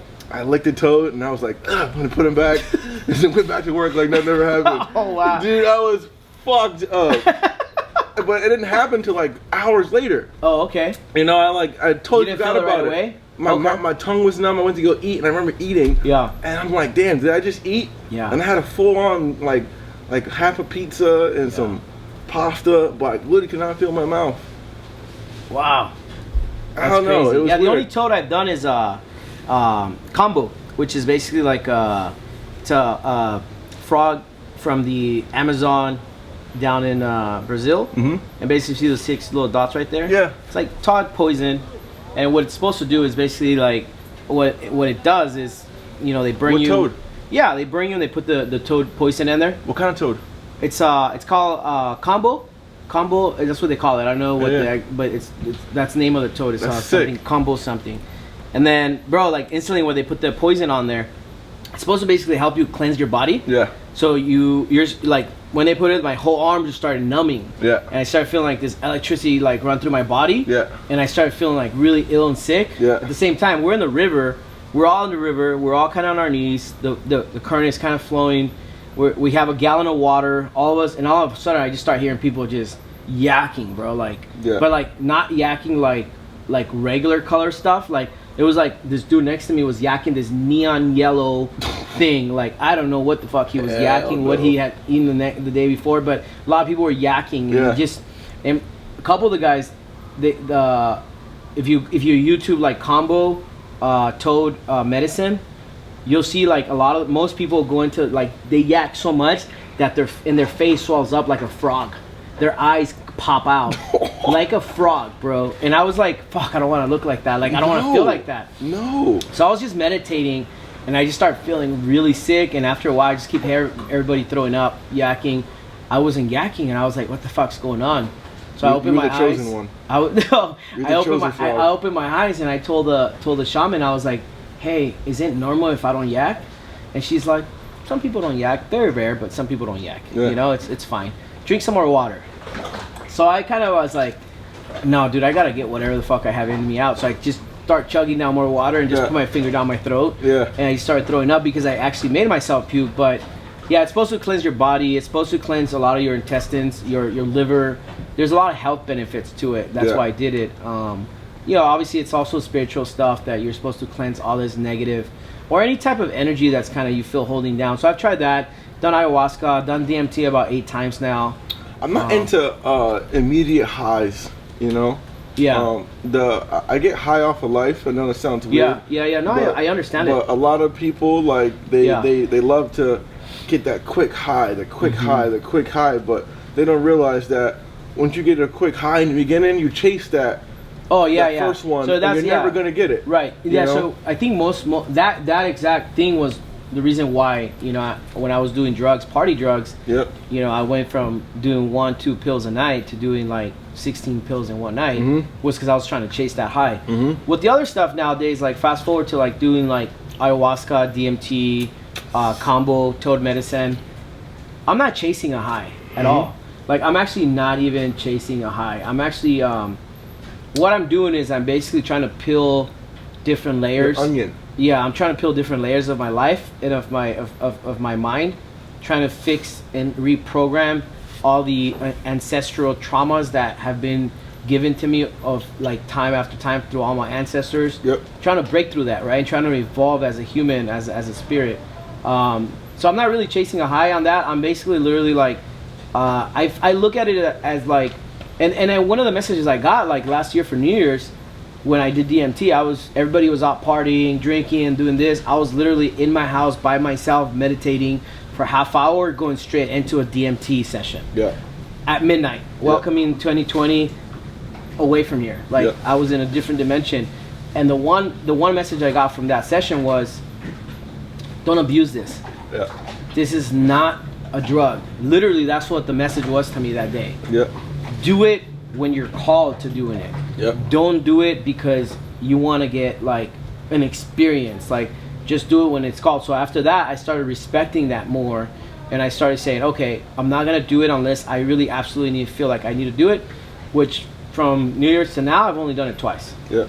And that's it. And then I already feel like I really need another round of ayahuasca, just because that's a whole different type of feeling and process. Yeah. Which is why I was like, yo, like I already paid for my retreat again. Yeah. The minute Ecuador opens up, let's go. Like you're gonna love the experience. But I understand what you're saying, bro. It's like it's dangerous to try to chase that feeling. Yeah. And these plant medicines don't bring you that feeling. I have that same problem. You know, I have that adrenaline. As you see, I'm like, yo, let's get out. You already have it naturally. Yeah. I just have a you natural, don't need it. like. You don't need. I got in other trouble. drugs. I never had coffee in my life. I never drank a drop of coffee. You don't drink coffee? Never in my life have drank coffee. Okay. In the caffeine sense, I will fucking drink Red Bulls like they're going out of style. You know, just I to, noticed like, you guys are a little. It just literally runs me up like the wall. I can if I don't drink Red Bulls for a certain amount of time. Yeah. I don't know why, but like I guess because I don't know. I guess my body's pure sugar. Yeah. I like to eat candy and all types of stuff. So if I can alleviate sugar for a couple weeks, a couple months, even sometimes a couple days. Yep. When I have that initial Red Bull or initial bag of candy, bro, my literally body is on one. Wow. You know, so that. What is your what is not secret, because I don't want to sound like, you know, kind of like everyone, well, what's your secret for this? What's your secret for that? But like, what's your advice for just like the everyone out there who has not figured out how to get up from the morning? I'm a morning person, so I get up with all this energy, happy as fuck to be alive. Yep. Like for me, waking up every day and having clean drinking water and food on the table, even if it's a piece of bread, I'm already ahead of the game. That's how I think. Yep. So that already puts me into that. Make your bed. Yeah. Make your bed. Make your bed. What besides making your bed, like what is how does someone, okay, so you've made your bed now and you're like, But the I'm thing still is, not from happy. what I was taught, you make your bed, you sleep in it. Okay. So the first thing. But how do you find the happiness through your day when you have nothing to look forward to? Your bed. Your bed. Okay. Yep. If you have a bad day, yeah, you can wake up in the morning. First thing you do, thank God for waking yourself, waking me. Make your bed. Literally take time to, and I don't do this every time. Yeah. You know, I have times in my life where. Yeah, you just want to get up. You know, I'm focused. Yeah. I'm making my bed. Wake up, make your bed. Your bed, fluff your pillows. Make sure your sheets are nice. Put your cover on. I agree. There's something about that makes you. Make your bed. There's something about it that makes you feel good, bed, right? You can have a fucked up day. When you get ready to go to bed, it's like, damn. My bed is made. My bed's made. Yeah. I'm going back to you can have an awesome day. Yeah. And be like, you're skydiving around your bed. Same thing with life. You wake up in the morning, attack what you need to attack. Attack your goals, your short-term goals, your long-term goals. For me, my happiness is literally being alive. Yeah. I am happy to be alive. If I can breathe, I can see, I have all my limbs, I'm not sore, or even if I'm sore, if I'm not like literally incapable of moving, I am happy. Yeah. You know, and that goes from taking the smallest stuff and putting it into, it's all about perspective. Mm-hmm. You know, I'm happy my mom's alive. I'm happy I have brothers and siblings. I love I'm happy that. I have a dog. I'm happy I have fresh water to drink. You know what I'm saying? I am so appreciative of these smallest things that the big things do not mean shit to me. You know what I'm saying? But I am very appreciative of the big things, you know? That's powerful stuff. But I want to hold on to the smallest things possible and appreciate them because it just shows you more appreciative into the big things. Yeah. You know? If you can't appreciate the small stuff in life, you're just never going to find happiness and gratitude, period, on the big things. Yep. If you feel like, oh, I'll be happy once I have that Lambo, I'll be happy once I have that house, I'll be happy once I have the job I want, I'll be happy once I get to Bora Bora, it's all bullshit. That's not the way life works. Because you got to go back to your regular life. Yeah. Once you have a blast living your normal everyday life, the stuff like this becomes... ends. Yeah. And if you can't find happiness there, what makes you think you're going to find happiness here? Mm-hmm. I had a guy who messaged me yesterday. I keep bringing things up because I love when people DM me. I take my time to reply to some of these DMs. I can't to everybody because I get flooded with them. But this guy that DM me said, man, like, I've worked my ass off for the last 2 years, bro. Like, I listen to everything you say, and I worked my ass off the last 2 years, and all I've been able to take is one vacation. And I was like, you're a fucking blessed man. Blessed. You're a blessed man. Blessed. I said, move to Nigeria, move to a third world country, go live in India the way I lived in India for almost 6 months. Go live out there, and you tell me, meet people that don't even have access to clean drinking water, and then you tell me if those people have even taken one vacation their entire life. And here you are taking vacations every 2 weeks, and literally all he responded was like, wow, never thought about it that way. So it's all about what you said, right? Like perspective, being grateful from an American's perspective. Are homeless people in America that don't have shit, that live under bridges, that live on the side of the street, that got the signs up asking for whatever, those people live like kings compared to the middle class people in other countries. Absolutely. You know what I'm saying? Absolutely, because they still have food. We've been around the world. We've seen what we've seen.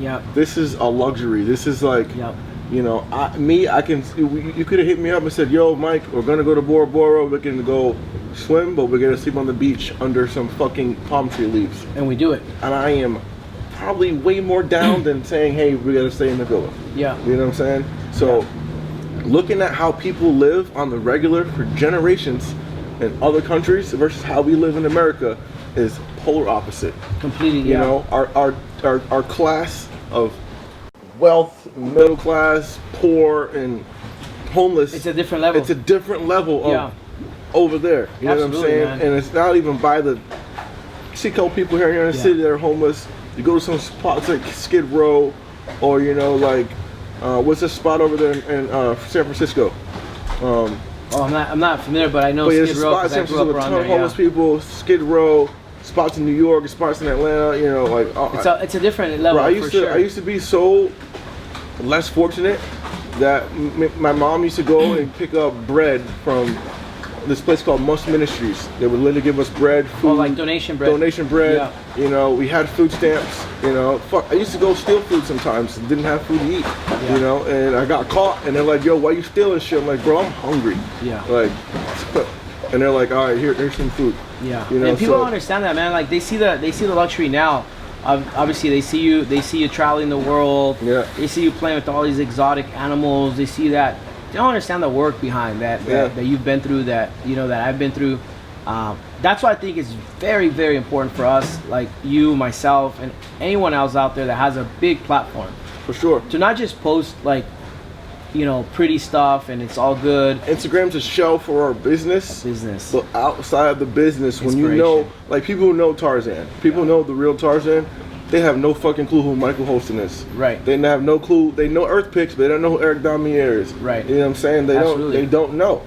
You know, and it takes people to have interactions like this. It takes people to have that work with you to have that connection. And people in your small circle have the connection with you. People just don't know. I love when people say like, oh, it's easy for you to say that. It's easy for you to say because you're out there in Bora Bora, because you're out there in malls. It's easy for you to say.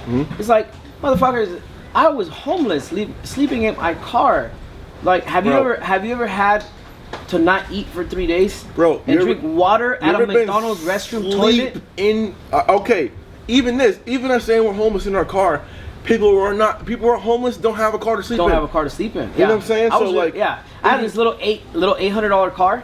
Yeah. And it would take me places. It was a V8, and I hated that shit because fucking gas guzzler, man. Yeah. So like the little off work gigs that I would get just to try to survive. Tell us more about your downtimes, your struggles. My struggles. Yeah, give us details about your state of homelessness. But before you start, I gotta fucking pee. Yeah. Be right back. All right, yeah. So we're back. Sorry, we're rolling, Jeffy. We're back. I had to go pee. A little quick potty break. Your boy found some gummy bears. Want some? I'll get some. Don't eat them all, all right? I saved me some. Shit. So yeah, man, hardships. For me, it's like basically living in my car. Yeah. You know, got kicked out of the house by my dad when I was 17. And basically had this little, junk car my mom had bought me for $800. And basically like sleeping in my car in the streets. Once in a while, I'd go sleep at my friend's house. Sleep at my daughter's mom's parents' house. Going back and forth. But yeah, was sleeping in my car for about a year and a half, just trying to figure things out, as a teenager, trying to get jobs here and there. Just how old were you there? 17. Okay. Yeah. So just going from job to like trying to figure out getting jobs here and there, and then age of 19 is when I started just kind of finally got my first little place, with moving in with my kid's mom at the time, and just kind of being a little family and building up from that point on. Lost everything again in 2008 to the crash of real estate. Literally lost everything. Went back to not even having a place to live. So I was just kind of staying at my brother's house for a little bit. Then I went to my cousin's house, sleeping on the floor of her kitchen room, sometimes in a sleeping bag or in the living room on the couch type deal. So I've been through all of that, man. And then obviously there was a point in life too where I was hanging out with the wrong kind of crowd and partying again and going through depression when I lost everything and got arrested. Got arrested, went to jail, got popped with drugs in the trunk of my car, just partying, on ecstasy, on coke. Damn. And yeah, it was just crazy, man. It was crazy. How much time you do? First time 2 months, second time 3 months. 5 months total. Yeah. Fuck that. Yeah. It was people crazy. Do man. 20 years in that bitch. You know what? I said people do 20 years, 10 years, 30 years in prison. That shit's insane. Yeah, I don't know how. I mean, it was for me, bro. It was really bad because it was an awakening moment for me. Saying how the fuck did I end up here? Because obviously, my cellmate was I was in county, right? So it was the guy who came in as my cellmate. This is in Los Angeles? In LA County, yeah. He was crying, and I was one day I was like, yo, what's the matter, man? He's like, I'm doing life. They're trying to give me, life with no parole. And I was like, shit. And I just came out and asked him, like, what are you in here for, you know? It's like, I killed someone. Killed someone who raped my sister. And I was like, fuck. You know, I was in there with guys that were looking at doing double life, like just crazy stories, man. Like, so I'm in there, like, just looking at myself and being like, what the fuck? How did I get here? Yeah. Like, why am I doing this? Like, why am I... Quick awakening moment. Yeah, like, why is it that I'm here, and what do I need to change in my life to not ever come here again? Because when you're in there, bro, like, night after night, it's like, all of a sudden, bro, I found myself, like, being part of the system. Yeah. And feeling like I wasn't anybody. Like, the guards in there really do a good job at making you feel like you're not shit. Yeah. Like, you're just a fucking number to them, you know? You're just like another number. They don't even call you by your name. They call you by your last 4 digits on your bracelet. Yep. That's how it is in LA County. So I was like, you know what? Like, I need to, like, find God again in my life, and I need to ask for an opportunity, and I need to start praying. So they give you a little Bible, you know? They give you a little Bible in county and stuff. So I started reading the Bible, Proverbs, and as I'm reading this book, man, I'm like, holy shit. Like, it literally reminded me of, like, this is my life story. Like, this is kind of what I'm going through, right? As in a different way. But, and yeah, dude, and as I finish the book, I start praying every night and just asking God to get me out of that mindset. During that time, I had just started my... Did you eat when you were in there, when you first got there? No. I was like, I'm not eating this food. Yeah. It was hard, bro, because it's like, I was used to being out, you know, having freedom, bro, like, of just... You gotta mentally adjust yourself. 100%. Like, it takes a couple days, though, huh? You know how crazy it is? It's like, this is crazy. When you realize, like, yo, I'm gonna be here for a minute, I gotta eat. Like, you gotta eat. Yeah. This is how crazy it is. Like, you go from going there to saying, fuck this food, to saying, like, yo, I gotta eat this food. Yeah. And I gotta put myself in a mental state to where, like, gotta eat this food. And then you go from, like, I gotta eat this food, to then, once you get settled into your cell and you know you're gonna be there for a while, then you're like, okay, I gotta make the best out of this. Yeah. Right? Because I could be here, I don't know if I was gonna be there 1 week or 6 months, or, you know what I mean? Because I had, since it was like overstate kind of thing, I had to get processed in LA, and then from there they were gonna send me to, they were supposed to send me to Vegas. That's where I got popped. Yeah. So I didn't know if I was gonna be in LA for 1 week, 2 days, how long.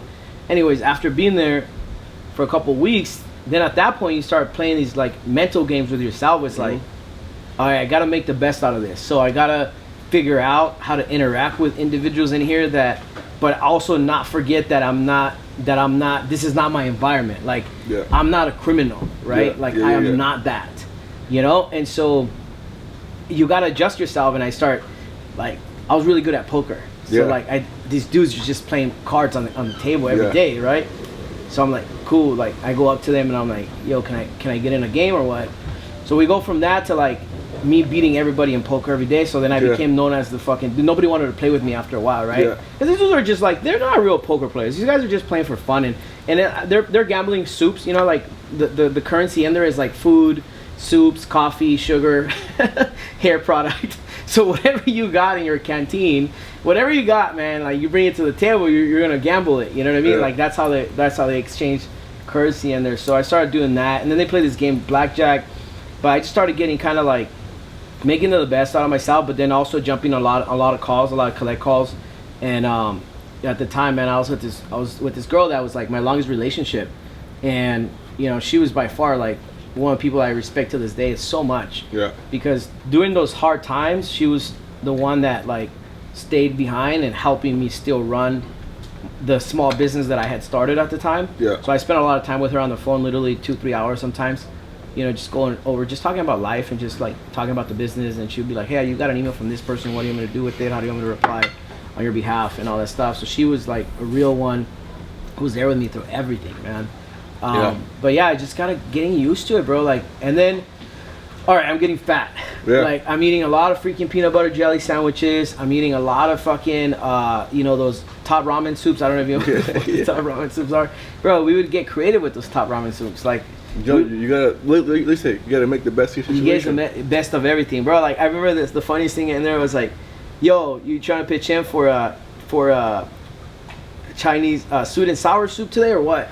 And I don't know what the fuck they were talking about. So I was like, yeah, what do you guys need?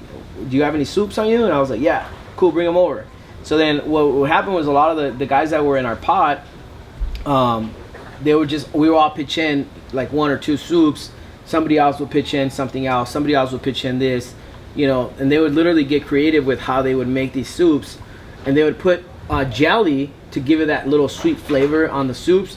And they would put some other shit to give it like sweet and sour kind of taste. Yep. Bro, these guys got really creative, right? Because that's all you have at that point. Like, you have nothing in there, man. And it's like, you know, you just have to kind of get used to it. But every day that went by, I was literally like, I need to get the fuck out of here. Like, I need to change my life. Like, it makes you reflect a lot, bro. Hard.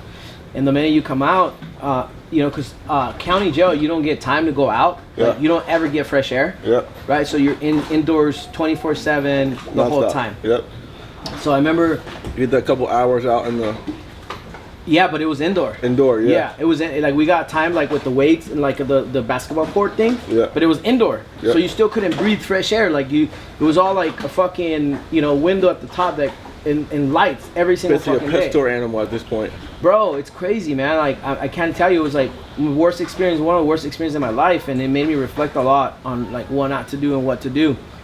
But I remember like going, like my cell had a little tiny window, and that little tiny window I could actually see through it, and far out there's a clock that's like a big tower in the city. Yeah. So I was the guy who people would be like, yo, they'd call my name out, right? What time is it? So I have to go my cell and like look at the time, like, oh, 2 p.m. Yeah. And like everybody was always asking me the time, so I became like the guy who was telling the time. That's crazy. And they're just like little stories like that. I remember going to the little window because it had a little crack in it, and being like trying to breathe the air from the outside. So the minute I got out, my mom waited literally more than 24 hours outside on the street for me, because they told her I was getting out, and she did not leave until I got out, and she had already been outside 24 hours waiting for me. So the minute I got out, she starts crying. And that's when I was like, man, I'm never doing this to my mom. Never going back. Ever again. Like, she has my back, bro, left and right. For sure. The first thing she's like crying, hugging me, and telling me like, she was almost there almost every other day, like fighting them to like, hey, when is this paperwork getting processed? Like, why are you guys holding him up?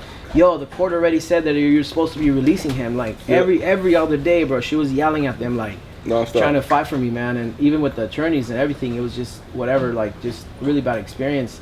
I remember getting out, and when we drove home that night. How many times you been in? 1, 2, 3? Twice. Twice? Yeah. Okay.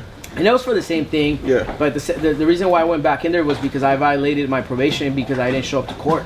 Yep. Because I didn't know I had a court date. Yep. So violation of probation, got to do also time all over again. So what about you? I got locked up 3 times. 3 times? All same situation or no? Same I've year? never been in trouble up until last year. Yeah. Ever in my life, like clean as a whistle. Yeah. I mean, outside of like my first time I ever got arrested, I was driving my motorcycle without a license. Okay. And it's a traffic stop. Normal traffic stop. Yeah. I think I was like 18. I had a Kawasaki 636. I'm with my boys on the highway, popping wheelies and shit, and like during the day. Stuff. Yeah, just doing boy Reckless. stuff. Later on that day, of course, it's in Atlanta. I'm busting down the freeway. I get home to my college dorm, and there's a cop at the red light turning into the parking garage where I live. And I take the first left, and I got no plates. Mm-hmm. So I take a left, and he puts the lights on. Literally, I park my bike where I would park it at normally. And he's like, "Where's your license, registration? I have anything?" He took me to jail. I bailed out in like 2 hours, 3 hours. So my first time in jail, I was in and out. Second time was I moved to Florida. I was driving my car without license and registration. Because I was homeless. I couldn't afford insurance. I couldn't afford shit. And then they had suspended my license from like old tickets I didn't like. Old, parking tickets and shit. Yeah, stacked up shit. So the guy pulled me over. And actually, I got pulled over like 4 times. And the guy's like, "Yo, go to get your shit fixed. Get your shit fixed." 4 different cops. 5th cop took me to jail. It's like, "Yo, you literally been pulled over 4 times. Like, you're going to jail." I'm like, I can't be mad at nobody but myself. It's at that point. It's your own fault. My own fault. Yeah. So I mean, outside of traffic violations, never really been in trouble up until last year. I got into that scuffle with some dude, and You posted about this stuff. I remember. I was super open know about all that stuff. Yeah. So that's the time I actually been in actual trouble. And people always like, oh, you're clout chasing this and that. I was literally facing life in prison. You know, in Florida they give you a PBL charge, which is punishable by life. So they hit me, and of course all that story will come out later on down the road because the case is still going. But we're beating the shit out of the case. It's it's crazy. But it's how long were you in there that time? I did 7 days straight. 7 days? Yep, and then I got out and did 7 months house arrest. Yeah, I remember I called you, I FaceTimed you when you were in house arrest. I was in Thailand. Yeah. I called you. Yep, 7 months house arrest, and then the day I got off house arrest, the next day travel ban hit for coronavirus. Oh, that's right. Everybody was on quarantine. Everybody's in house arrest. So I went from house arrest to back to house arrest. And like our first time being out was going to Mexico. What was your experience like? Talk to me about in there, like being in there, county. Well, it was a different experience. Crazy stories, because yeah, definitely got some stories. Any fans in there that recognize you? Fuck yeah, like going to jail at a status as what I was at the time is just different. Yeah, because you're peaking at that time, like you're just like up there. Jimmy Kimmel, Diddy was talking about you, everybody. And I got in there, and they had I guess. What celebs or whatever you want to classify me as. I don't look at myself as a celebrity or like anything like that. But a public figure, somebody known. They say public figures get put in a red jumpsuit and they put them in, solitary confinement or just like a different away from section, everybody else. On a whole so when I got locked up, they didn't like. You didn't interact with anybody. No, I got put with everybody. Oh, okay. So, but what I was getting charged with, they put me with people getting charged with the same shit. So I'm getting charged with people charged with life sentences and shit. So like. I'm getting handcuffed to guys that are just fucking they're gnarly. You know what I'm saying? So like in my mind, like real criminal shit. I don't I never been in trouble like that before. So when I got locked up, I'm like, all right, I'm gonna go see a judge. You're gonna give me my bond. I'm gonna bond out and I'm gonna go home. I've been to jail 3 times, but 2 hours, 3 hours. A day and a half, 2 days max. Like whatever. Like I spend 2 days in the county, whatever. I'm chilling. Like I won't eat. I'll read my Bible and I'll reflect and I'll bail out and whatever. So when I was in, I go to court and they're like, it's like a day and a half later, and they're like, yeah, blah blah blah, reading my charges and like, yep, no bond. I was like, oh. They didn't even get a bond, so you couldn't bail yourself out. That's how I was too. Yeah, I had no money to get bailed out. Like, I had no bond. I figured it was going to be a little bit more pricier than my traffic ticket bond, and I used to spend like $300, $500 to get out, and there was no bond. Now it was like, blah blah, like my charge, like the PBL is held by a non-bondable. It's a non-bondable offense. You can't bond out. Wow. So I'm like, all right, well, fuck, we gotta get lawyers and all types. I thought it was kind of weird and crazy that you were on actual house arrest. Bro, I was on house arrest 7 months with a GPS a device, tracker, a tracker, right? Bro, on your leg. I can't. I gotta be in the house from 7 p.m. till 6 a.m. If I'm outside of my house 7:01, I'm going to prison. It goes from you being free as a bird, never being in trouble, never doing peeking. Yeah, peeking in your career, like to just like you fucking slip for 60 seconds, you're going back. You know what I'm saying? Like you make a wrong, you get in an argument with somebody. What is that feeling like? You run a red light. What is that feeling like? It felt weird. For sure. Yeah. But then again, I had to put myself in a perspective. Yeah. It's like, I put myself in an endangered animal mindset. It's like, you're an endangered species. You got to be tracked. Yeah. You got to watch your moves. You got to watch where you go. But besides that, like, it's not like you were just at home house arrest, not dealing with any drama.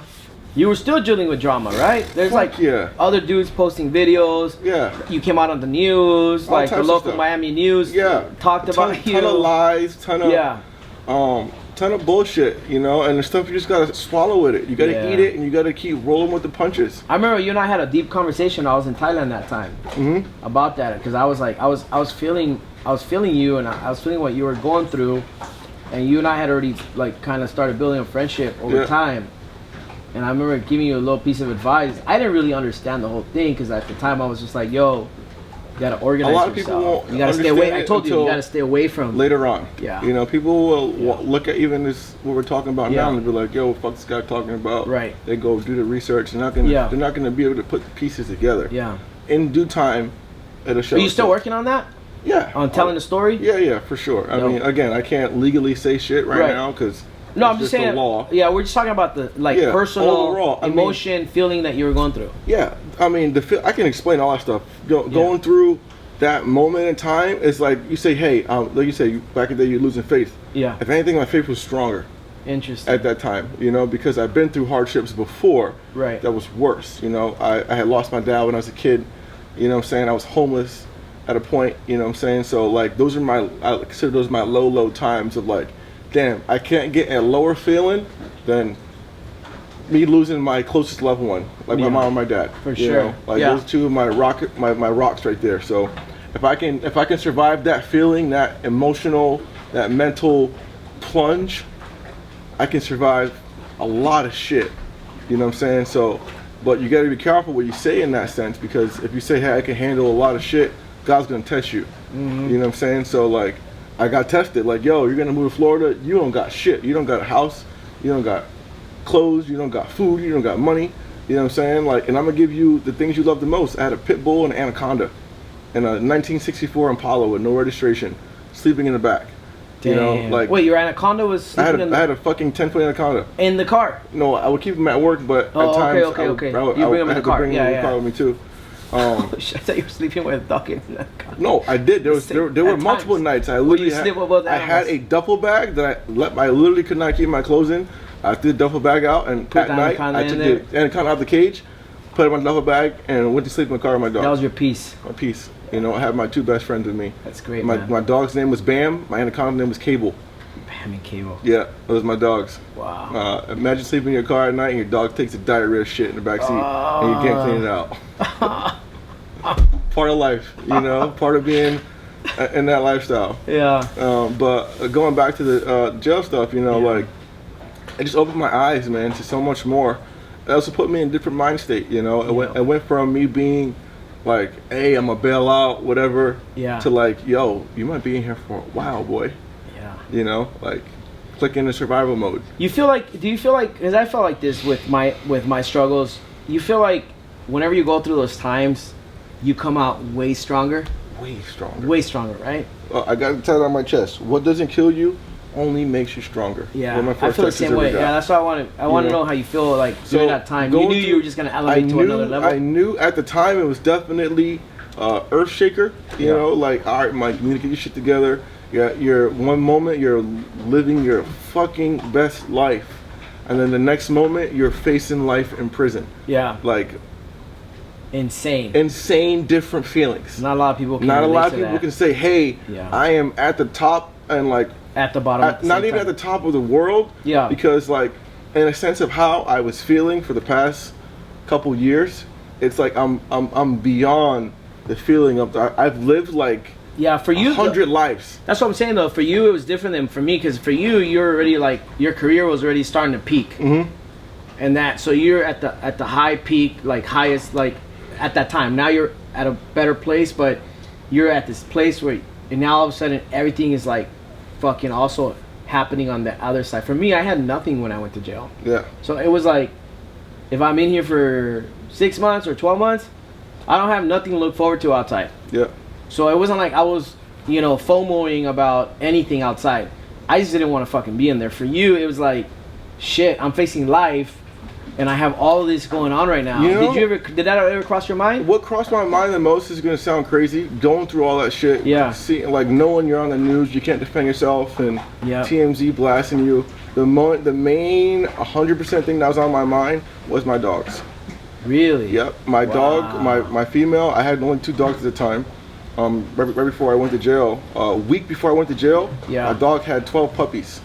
Oh, I remember that. And like in my mind, and people don't know this, but like I've always had dogs since I was like literally out the hospital. Yeah. So like dogs are like one of my #1 loves in my life. Yeah. So when I went away, I was like, what the fuck am I gonna do with my dogs? Like I have to take care of them. I can't think about myself. I can't think about the situation I'm in. Yeah. I'm literally thinking about what are my dogs doing right now? And right before I got locked up, my dogs got out. So I was literally in the squad car, hands behind my back, driving away, and they're dogs are outside? No, someone let the gate open. Oh. And the dog. Who's at the house? There was just 2 girls at the house. Okay. One of the ladies there, and my girlfriend. Yeah. dogs got out, and I'm literally in the back of the squad car, and like, yo, your dogs are like running down the street. Can you help me out? Like, did you tell the cops that? I'm like, yo, my dogs are loose. Can I get my dogs? You're like, no. You're like, you're going to fucking jail. Yeah, they don't give a fuck. So like in my kid mind, could be on the street and like I didn't know if my dogs were getting hit by a car or someone snatched them, and the 2 parents ran away, but the puppies are still in the house. You know, so I'm like, you know, freaking out I'm about like, that. I'm not even like at the time, I'm not even caring about the situation. Yeah, you're me going to jail. I'm just like, yo, sure your dogs where are the okay. fuck are my kids at? You know what I'm saying? Like that was my main focus, my main concern, and it beat me up because my dog's always there for me. That's so funny, dude. Like we actually, my story is similar. The second time I got arrested, I just finished cooking my daughter's lunch on a Sunday afternoon. Yep. And I get a knock on my door. And I was like, wait a minute, what? Like, who knocks on my door at Sunday at 1 p.m.? Yep. And we had literally just finished lunch. So my 2 daughters, we're by ourselves. Yep. Look through the little peephole, there's like 7 officers in like fucking just like, you know, regular clothes with fucking bulletproof vests, just pulling their guns at the door. I'm like, what? So I literally had to go tell my daughters, like, hey, don't freak out. Guy's gonna open the door. They're gonna come inside. I forgot I just made up a story, like I forgot I had to pay this ticket. So I have to go back to the police station with these guys. I'm gonna open the door.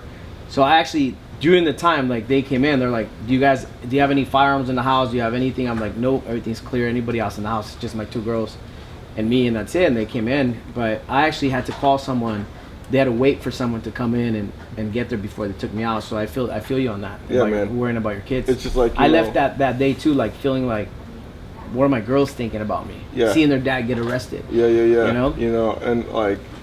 It's weird because people, you know, that's your kid, that's your like someone you birth, you know, and I have the same feeling for my dogs.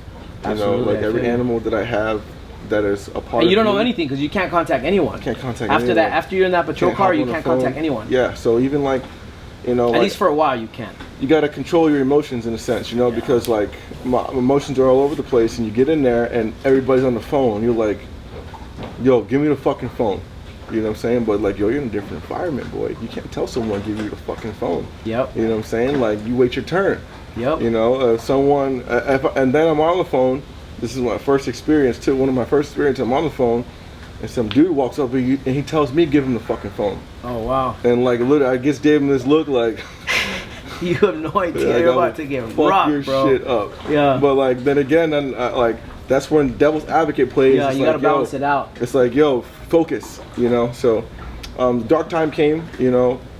I was super distraught, and then I figured out they got the dogs back together. You know, they found dogs down the street, so I was definitely calmer, relieved, and a whole lot calmer. But that drove me up my spine, you know. What a story, man. That's crazy. The and then getting out and being on house arrest is a whole nother story, you know. Because then I'm put in. You know, believe it or not, I had almost 60 animals in a 3-bedroom apartment, including my dogs. So I went when I got 16 animals? When I got out, they evicted me. 16 animals? 60. 60 animals. 60 in a 1-bedroom apartment. 3-bedroom. 60. 60. Jesus Christ. There's like 50 something, 54 to be exact. People will literally watch this and be like, "Yo, the guy's bluffing." So I show you videos. It means fucking 54 animals in a 3-bedroom apartment on the 18th floor with 4 other people. Bro, bags. Cages, bags. Bro, I'm running all the showers at once because I got certain animals that live in fucking subtropical environments, and I got them in a 68-degree apartment. You know what I'm saying? Like animals that lived outside that have been thriving. Some animals I had there. Dude, this is crazy. Like, think about that. Lizards, snakes, turtles, birds. Goes back to the comment. If anybody ever has anything to say, like, it's easy for you to say. It's easy for you to say that. Right. Yeah, motherfucker, go get 15 pit bulls and raise them in an apartment. Yeah. And lizards, and birds, and iguanas, snakes, and your mom and your brother and your girlfriend, and dealing with the media outside that you never had to deal with before. Everything was on the up. Now it's on. You know what I'm saying? So it's a different balance of shit. Yeah. You know, of how you gotta mentally absorb it all in. But again, when you can't comprehend shit, give it to God. That's it. It's like, yo, faith. God. Faith comes in. As I ask for help every day, God, I need your help. I need your guidance. Hold my hand in this dark time, as you always do. Give me through this dark days. Guide me through the tunnel. I don't know where I'm going. I don't know how it's gonna play out. Fucking you never know. You know what I'm saying? You could be on 7 Yeah. acres, big chillin', living your best life. Yeah. And you can blink your eye and you can be in an apartment with all your shit, worrying about PETA knocking on the door or animal control or the cops taking you back to jail for who the fuck knows what. Yeah. You know what I'm saying? Like, you lose your mind. Yeah. But in a sense of not losing your shit, you have to find your shit within. Right. My shit found within is with God. So, you know, I could be in a lot of situations that would make a lot of people uncomfortable, but, you know, my faith is just far beyond. Strongest. It's far beyond. It's probably my strongest asset of my life. I love that. It's not physical. It's not me lifting weights. It's not me hanging out with rhinos and lions. It's me believing in God and me knowing that God has me. You think we have an advantage over like others that have never experienced this kind of stuff, like the stuff that you and I have experienced? I truly believe that I have an advantage because I already know what rock bottom feels like twice. Yep. Right? Like, I already know what feels like, what losing everything feels like. I already know what being homeless feels like. Yep. So like all this fancy shit that you guys see here now, like everything, all this stuff, the champagne bottles, the fruit, the canoe breakfast, the villas, the $10,000-$15,000 a night villas, I don't need any of this shit. Yep. Do you feel like that's an advantage? Because big advantage. You know already what rock bottom feels like. People can say, "Oh yeah, I can deal with it," until they go through it, and you don't know how long you're gonna go through it. Yeah. You know, been on, you know. What happens is a lot of people that go through it either end up on drugs. Yeah. A drug addiction. Mentally disturbed too. Yeah. You know, depressed. Depression's real. You've been depressed. Alcoholic. I have once. Yeah. Yeah. How was it? The worst. How'd you get over it? Playing poker. Yeah. Yeah. Yeah, going to the local casino and playing poker and interacting with people.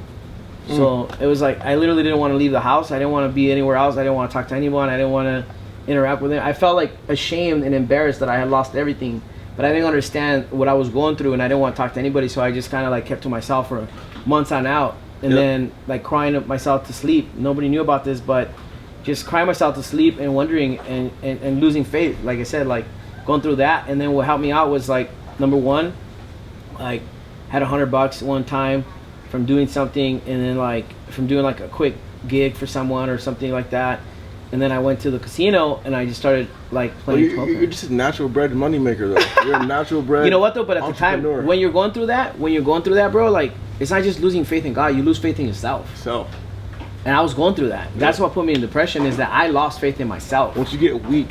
And the only one that was telling me, the only one that like told me, bro, it's crazy because like my mom really didn't know what I was going through because I was trying to hide it from everybody. Yeah. So the only one that knew about what I was going through was my ex-girlfriend at the time, the girl I was with for the longest. And she always would tell me like what you just said right now, you're a naturally born entrepreneur. What are you talking about? Yeah. You can literally go out there and start any business and be successful. But at that time, I didn't believe it. Yeah. And that's what I always put in my little captions. Believe in yourself. Yep. You have to believe in yourself. Yep. If you don't believe in yourself, you won't get it. Yep. You could say like, oh yeah, I'm in this, I'm that, I'm that, I'm this, I'm that. But if you don't believe it, it doesn't mean shit. Yeah. Right? You say I'm the animal guy. But if you don't really believe it inside, it doesn't mean shit. Facts. Right? You're just trying to pretend to be. Yep. So I was going through that. I went through that shit, man, and it was crazy, man. Like yeah, it was just an insane time, bro. Like I listened to your stories and I'm just like, fuck, dude, like people can fake it till they make it, but can they keep that shit up when they make it? Right. You know what I'm saying? Like the difference between me and a lot of people of the same industry that I'm in, the category I'm placed in, is they try to be something that I've already been born to be. You know, so like when the cameras weren't rolling, when I didn't have shit, I'm still doing the same exact shit. Right. You know what I'm saying? Like I'm the same person. I'm the same. Yeah. It's not just for the thought gram. process. It's it's like, not for the like, gram. Fuck Instagram. Yeah. You know what I'm saying? And I don't say that in a negative connotation because Instagram's changed my life, saved my life. Yeah. I love Instagram. Absolutely. You're just saying it in a way. I get it. But in a sense of a social aspect, like I had a childhood before social media was a thing. I spent time outside.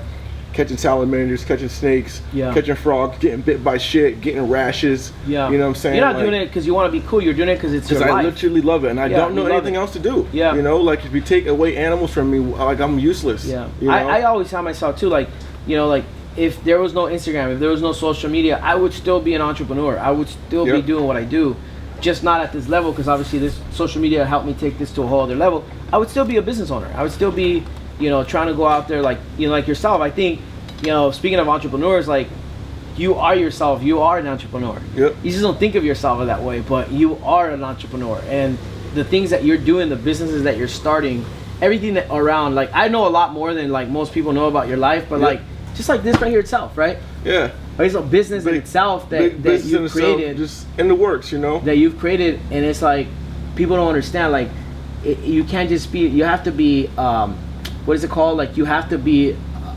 able to expand on what you're doing as a platform. Yep. I think you're one of the guys that is doing it good out there.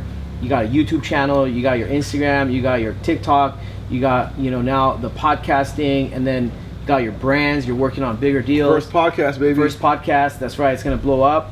But then your products, man, so if you really think about it, you are an entrepreneur. Gotta be, man. You're trying to get to a point where I feel like, from what I know, is like expand your brand to continue on with your mission. It's not even the brand, it's what can I do every day to change the life of the animal. Yeah. You know? So that's the mission, yeah. If I have to, I'm not a public speaker. I'm not a people person. I'm not a fitness guy, you know, but whatever I do, I make sure, hey, it's going to help these animals in the long run. That's right. You know, so what I have to literally form myself mentally and then have the faith to believe that I can do it without having any fucking experience to do it. Right. But the main mission is, hey, I'm going to come into this thing at 0 or probably negative 7,000. I'm going to work my way up to figure out what to do to make it shit better. You know, right. Drop protein. It's vegan protein. You know, like, hey, I can drop whey protein, but vegan's better for the animals. And there's always a greater reason why you're doing everything, which is the animals. Could have dropped protein a long time ago, but it wouldn't have been the right thing. It would have been the right time. You know what I'm saying? I could have dropped the podcast a long time ago, but the collab we got going, Earth Picks, 20, 30 million across social media, and we're like, yo, you do straight travel shit, this and that. I'm like, yo, let's do some conservation. Let's talk whales. Let's talk. What we doing today? Later on, we're gonna go swim with diving with sharks, lemon sharks, manta rays. You know, then and we're so doing stuff whales. like that. It's like me saying, "Hey, Mike, stop, get your wall down, meet this person, love this person, feel this person's mission. You know, come to know this person and see how you and this person can grow together to help the mission for what you got going on." 100%. You know what I'm saying? Like you're saying, "Yo, we need this and this nonprofit," you know, and you said that stuff, I remember a few weeks ago, and I never been mentioned nonprofit to you, you know, but it's already in the work. So that's why I know God's putting me in the right place, the right people at the right time, and do the right things.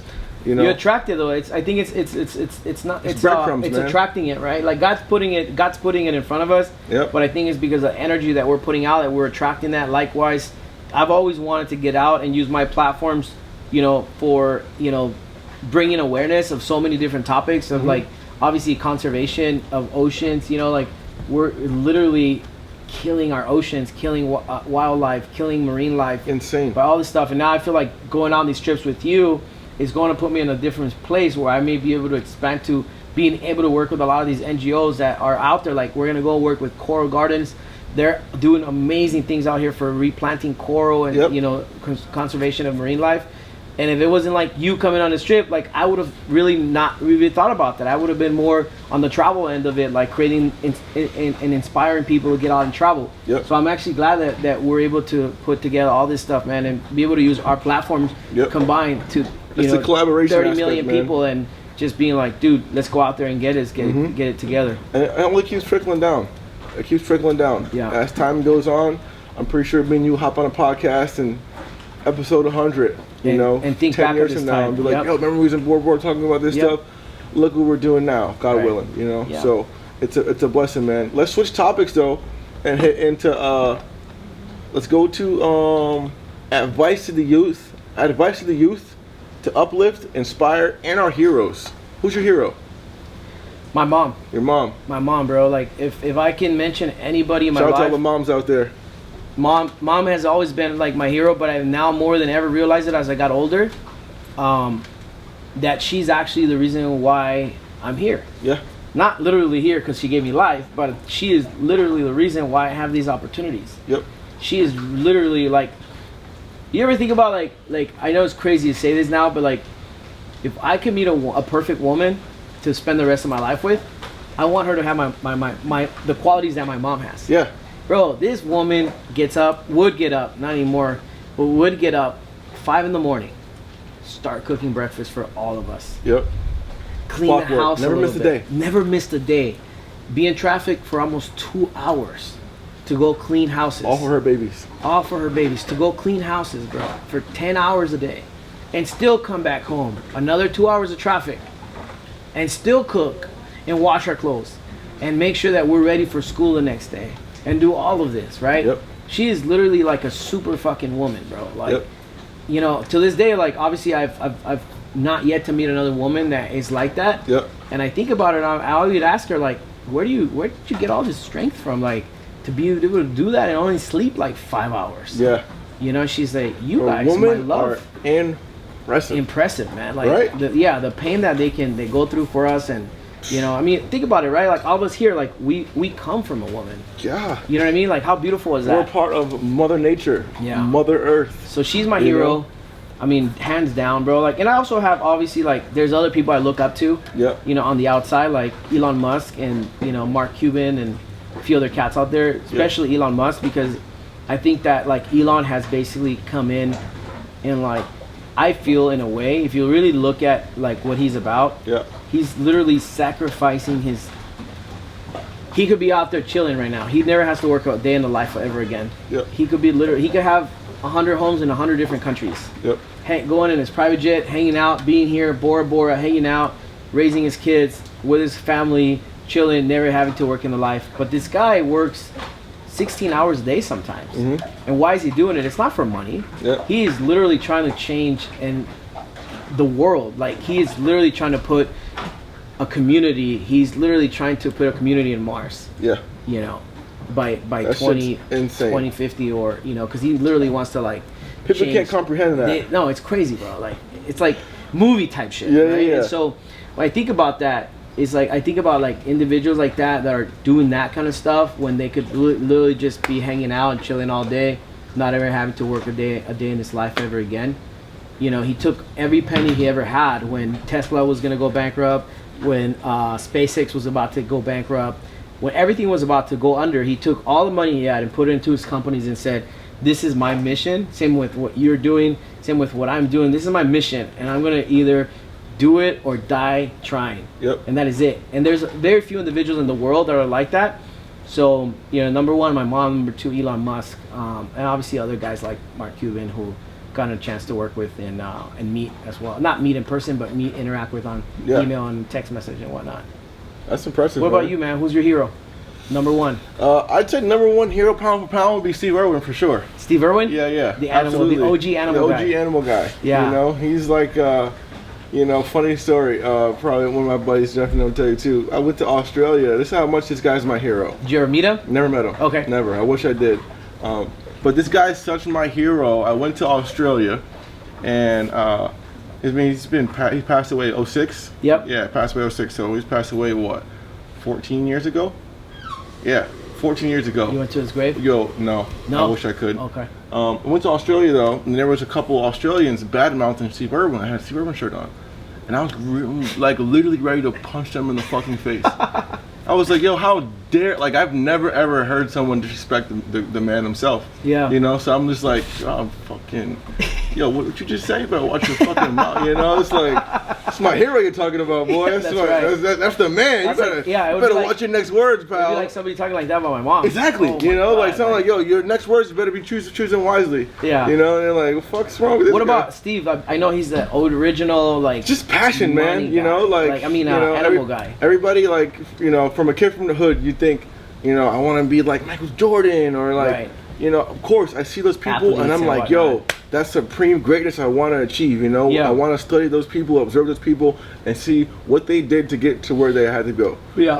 I look at Steve Irwin and he's like, I know he's a guy to wake up and just go. Yeah. You know, it's like, yo, where's he at? And he comes back 16 hours later Yeah. with a fucking 18-foot crocodile in his trunk. And you're just That like, makes sense. how? Yeah, it makes sense, You know, though, bro. he does not care about what's going on. He just wants to go do his thing. He wants to go have fun, and he'll come home when he can. You know, he has superb passion, you know, that overrides everything. You know, Yeah. doesn't care about the consequences or anything. He just wants to go live in that moment and observe and explore and just feel that feeling.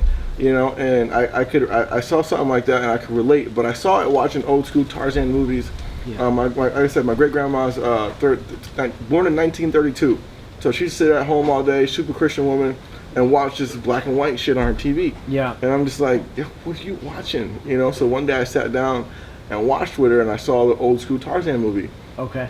And I was like, man, like that's impressive. You know, like dope. And she's like, yeah, that's fake. You know, I'm like, I understand it's fake. You know, like they're watching cartoons, knowing cartoons aren't real. Right. Then having rubber animals, knowing it's not real. But you still love it. But then seeing Steve Irwin do this shit as a real human, I'm like, yo, him and Jeff Corwin, two of my top, heroes, inspirations. Definitely Mike Tyson, one of my longtime heroes. I love seeing him just tap into that killer instinct in the ring, you know. And also being the one thing I love about Mike Tyson. Didn't you meet Mike Tyson though? Yeah. You did a podcast with him, right? Yeah. You were in his podcast? My first podcast ever I did was with Mike Tyson. Nice. Insane. But it wasn't. He's big on DMT, by the way. Yeah. That like changed his life. Mm-hmm. He always talks about the toad. Yeah, he loves the toad. Yeah. But one thing about Mike, outside of the ring and the killer instinct and the Iron Mike Tyson vibe, is his ability to comprehend, you know.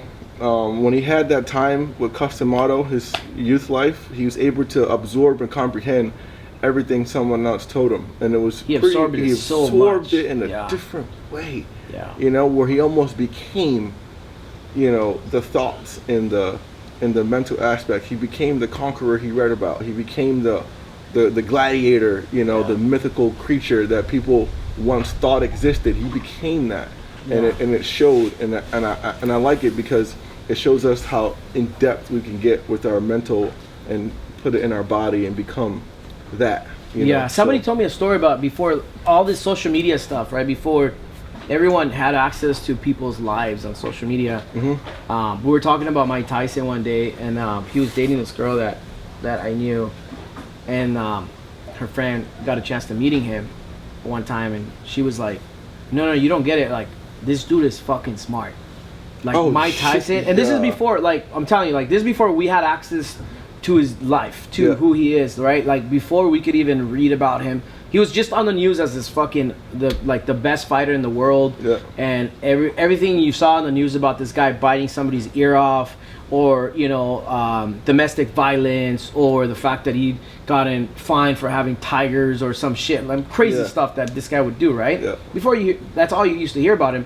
I actually heard somebody tell me that this dude was one of the most intellectual and smartest individuals that she had ever met, and that he knew the capital to every country. I don't know, like some crazy stuff that he knew, that he had read I don't know how many books, that he was explaining to her, like the history of Africa. Like, he knew all this stuff. Mm-hmm. And I was like, Mike Tyson?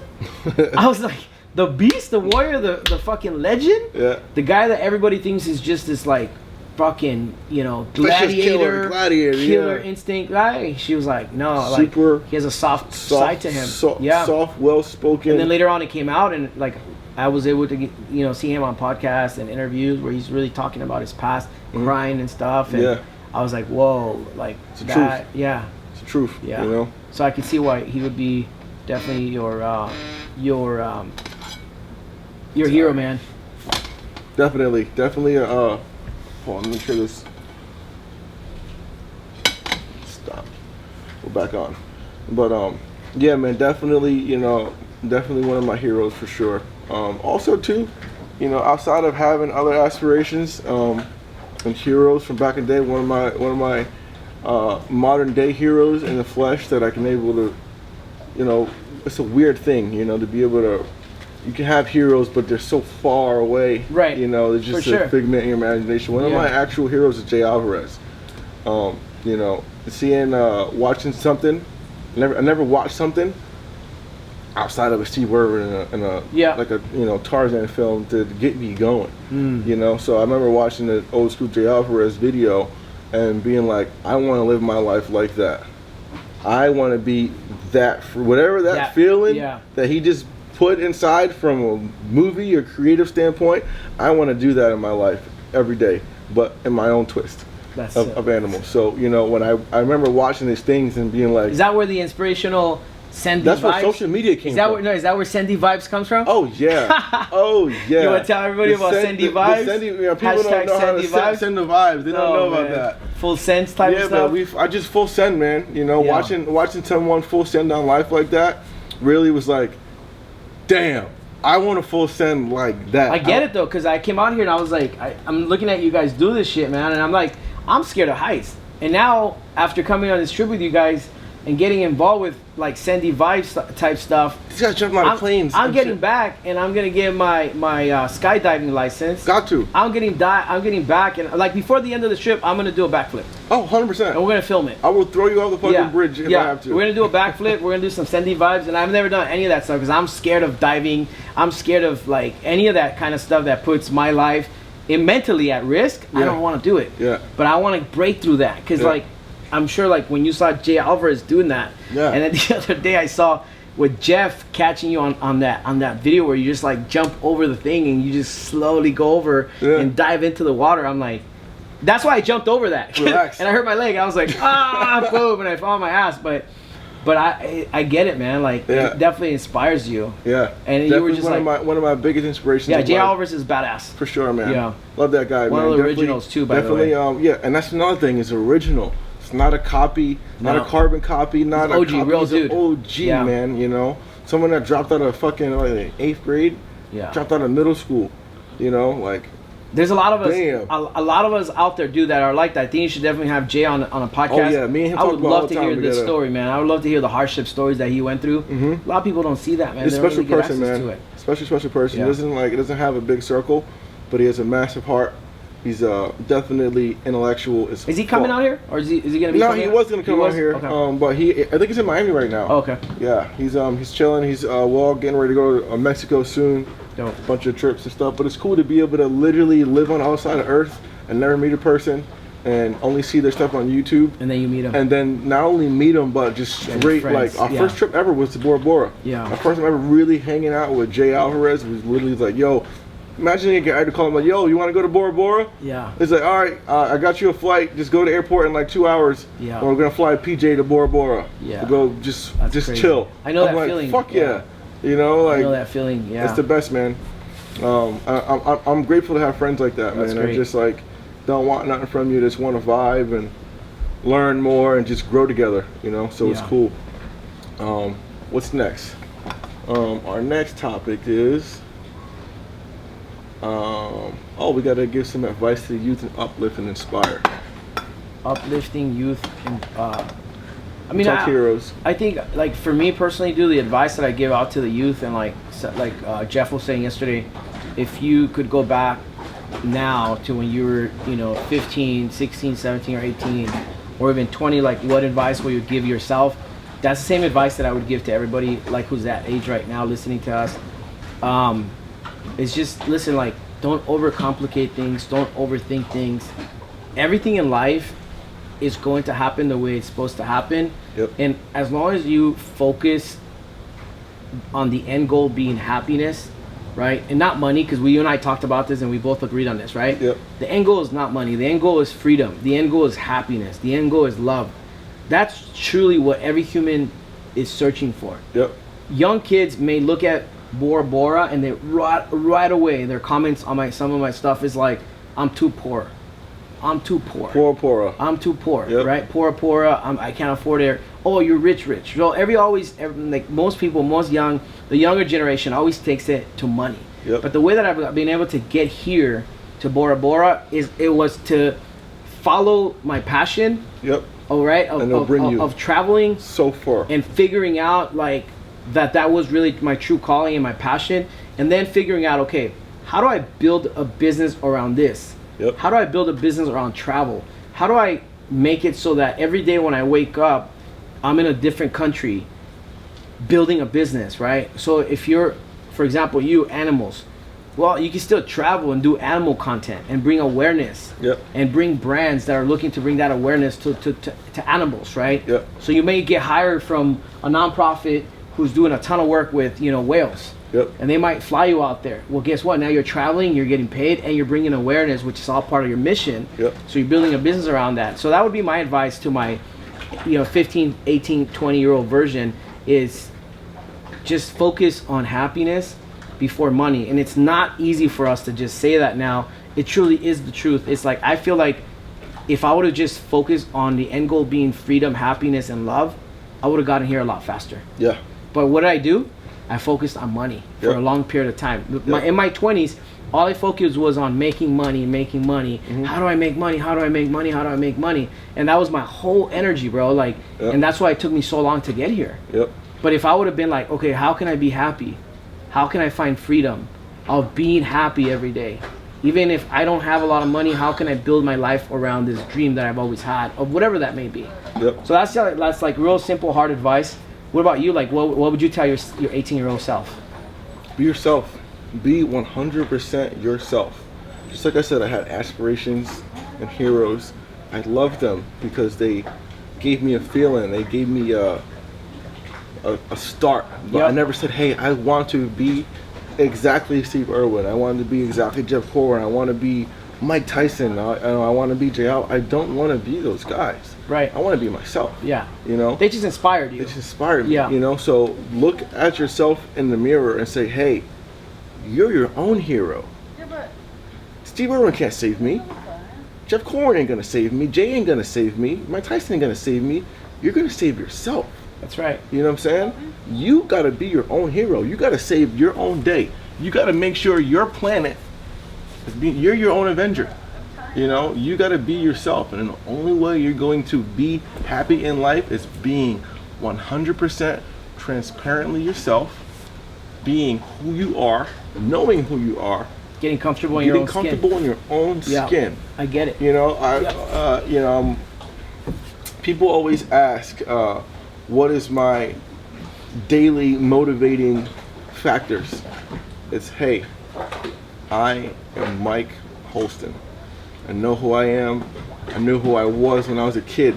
That's when strong. I was 4 years old, I knew I wanted to be a herpetologist. That's true. And when I told kids and teachers, it's like when you go to career day, I want to be an NBA player. I want to be like Tom Brady. I want to be an orthopedic surgeon. I want to be a tennis player. I want to drive NASCAR. I want to go to space. I want to be a zoologist and a herpetologist. And they're like, what? I'm like, yeah. And every birthday I had, when you wish on your birthday, I want to be a herpetologist, God. God, please make me be the best pet store person ever so I can give everybody the best guinea pig experience. You know? Yeah. God, please let me be able to absorb information on goldfish so this guy's goldfish doesn't die in a week. You know what I'm saying? Like, shit like that is what makes me me. You know? That's 100%, dude. I agree with you on that. And there's stuff that 100%. makes you you. Yeah. That's why you're able to go from GED to 17 million Instagram followers on one account and 20 across the board, 30 across the board. You'd be in, you know, homeless, living in your car to traveling to any resort in the world for free. 100%. And the only times that I've gotten in trouble in my life, the only times that I've actually lost faith in myself was when I wasn't myself. Exactly. And when I didn't accept myself. Yep. When I was trying to be a different person. Yep. Those were the only times that I had hardships. Yep. So I agree with you on that. That There's is 7 million shit. Instagram travel accounts. There's one Earth Pics. That's right. There's 7 billion people. There's one Eric. That's right. You know what I'm saying? There's a ton of Erics. There's one Eric Damier. That's right. You know what I'm saying? No one. God literally puts us in place for a reason. That's absolutely right. Another thing, as far as inspiration to the youth, I heard this thing from Alan Watts a while ago, and it always stuck with me. Okay, so if we're in nature, right? If Earth is a ecosystem, if the ocean is an ecosystem, Earth does this thing that apparently no one else knows about other planets, but it does this thing called peoples. It peoples. It produces people. Mars doesn't make people. Moon doesn't make people. You know, as we know of. So Earth does this thing called it peoples. So in order for you to be a good bearing person to go on, you have to be good from within. Your gut, your heart, your mind. You're not going to be able to become a good person to influence other people in your ecosystem of Earth if you have bad intentions, a bad heart, a bad mind, a bad spirit. You know, you got to be actually a good person for you to reach out and reach 17 million people, 6 million Absolutely. people. Look at The Rock and them reaching 120, 30 million people. You know what I'm saying? Like, these people are probably actually good people. And Earth, the universe, God is saying, hey, I'm using you as a staple to influence others to become good. You are a tree. A bad tree is not going to bear good fruit. You know what I'm saying? So if you're a person, as a person, you're peopling to other people to be better people. If you're a bad person, you're not going to survive. Your genetic code is not going to pass on. Yeah, it's just a law of energy. I love Alan Watts because he talks about it. He talks about, you know, the laws of energy and how energy works and how we're all connected. And that's 100% what it is. It's simple law of energy, how energy works. If you have bad intentions, you're literally just looking at yourself in the mirror. Put that out, you're gonna get it back. It's gonna bounce back. An animal with bad DNA, it's not gonna pass along for generations. Nope. A tree that's bearing fucked up fruit, deformed fruit, is not gonna keep pollinating and reseeding itself to keep growing bad fruit. You know what I'm saying? It's only gonna ferment the soil for another tree to grow and become better. You just become an example. 100%. You know. So, switching topics. Yes, sir. Let's talk about girls. Girls. Let's talk about rejections and confidence. Rejections and confidence. Yeah. Damn. So that's a pretty strong topic, man. What kind of girls you into? Man, my evolution of what kind of girls I'm into has changed so much. From day one, as I continue to evolve as a human, as a spirit, or as a spirit having a human experience, my taste in women have changed so drastically. Whereas I used to just try to go for, like, I want to have the best looking girl, or I want to have this, or I want to have that. I've actually now don't get me wrong, I'm still, physical appearance to me still matters, right? You still have to be attracted to someone that you're with. But besides the first door of entry, I call it, the physical appearance for me now is the entry, right? That's what kind of gets you in, right? Beyond that, I feel like the more important part of everything for me, man, now is like values, personalities, family. Like, are they close to their family? You know what I mean? And if they don't have a family, how well do they get along with their peers or whoever they consider their family, whether it's friends, right? Do they respect themselves is number one. I know this all sounds fucking corny, but it's the truth, man. Like, I cannot be. I've dated some of the most beautiful women, and I say dated when I say dated, not relationships, like dated, like gone out on dates with, hung out with for a month or two. Some of those like most beautiful women, and a lot of them, it's sad to say, most of them just didn't have a good heart and a good value, a good upbringing. And so, you know. What was your favorite relationship? My favorite relationship. Oh, damn, that's a strong one, man. We're keeping it real. So I have to say, like, you don't got to name drop. Just give. I would say this. Yeah, my favorite relationship was my last two relationships. Because from my two relationships ago, and this is not the mother of my kids. This is the woman after that. What I learned from her, from that experience, was what a real relationship should be about, as far as communication. Right, communicating, like just putting it on the table. Do not like hide your feelings. Do not hide what you're thinking. Express how you feel. Express how you think. So I learned so much from this woman, and she was such a big-hearted, kinded person. She was the one that was with through all these really downturned bad experiences. She was always there, man. She always pushed me up, gave me compliments. She always wanted to be that kind of like strong backbone for me. So I would say that one, and then the most recent one. Obviously, the most recent one taught me to accept myself for me. That was like the biggest breakthrough I've ever had. She's the one that put me onto like meditation, taking care of myself, accepting myself for who I am. Just boost my confidence. If it wasn't for my most recent relationship, my confidence level wouldn't be at what it is today. I actually found myself through this relationship. I learned so much about myself. That's what's up, man. And like forever, I'll be grateful for that. You know, it's like So I would say like the last two relationships, man. I feel every relationship always teaches you something. Every relationship teaches you something. But there's that one or two relationships where you're just like, it's a different level. For me, the ones before that were a blur. They're a blur. Like I don't even think of it. Like you know what I mean. But the most grateful that I am for is the last two relationships I had. For sure. I learned so much from it, man. Even the last one, I feel like, dude, like I'm so grateful for everything. If it wasn't for her, like I wouldn't be as close to my mom as I am now. this woman literally, because of what she did in my life, because of how she pushed me to be better for myself, and she genuinely cared about me, I became so much closer to my mom, my family, my daughters, all around, bro. So it's like, yeah, bro, like, you know, like, it's insane, man. Like, what about your rejections? I'm pretty sure you shot your shot, and she's like, get that shit out of here. So my no. Yeah. My first rejection, dude. So here's funny enough, how we're talking about, like, we're conditioned as children, right? Yeah. My first rejection, bro, when I was a teenager, man, I had my eyes on this girl, dude. She was like, I had my eyes on this girl, dude, and I liked her. I thought, like, dude, like, this is like one girl that I liked so much. I was crushing this girl hard, and yeah, she was my first like hardcore rejection, like, no, I don't like you type deal. And then from that point on, this is how crazy it is. From that point on, all the girls that I've gone out with have asked me out instead of me them. Yeah. And so what it turned into a savage? No, here's what that did for me. What that did for me was it taught me that feel the energy with someone instead of just going like, her, boom, go all out. You know, because you don't even know what the other person's thinking about you. Yeah. Right? So I've always been very cautious with that. If I'm vibing with you, if I'm vibing with someone and I feel that energy is mutual, right? Then it feels good, I'm all for it. But I will never, and I don't know if this is wrong of me or not, I don't know, it feels good, but whatever, like, I'll never see a girl and just be like, oh, I like that girl, I'm gonna go up to her. Yeah. That's never been me. Yeah. Like, literally, bro, like, literally. Like, even my last two girlfriends, they asked me out. Yeah. You know, and I'm not saying that to be cocky by any means. Yeah. They asked me out because they were feeling the energy. Yeah. And I was feeling the energy too with them. Put the vibes out there. Yeah. He's like, yo, girl. Yeah, I'm putting the energy out there. I believe, look, here's the biggest thing for me now in my life is this.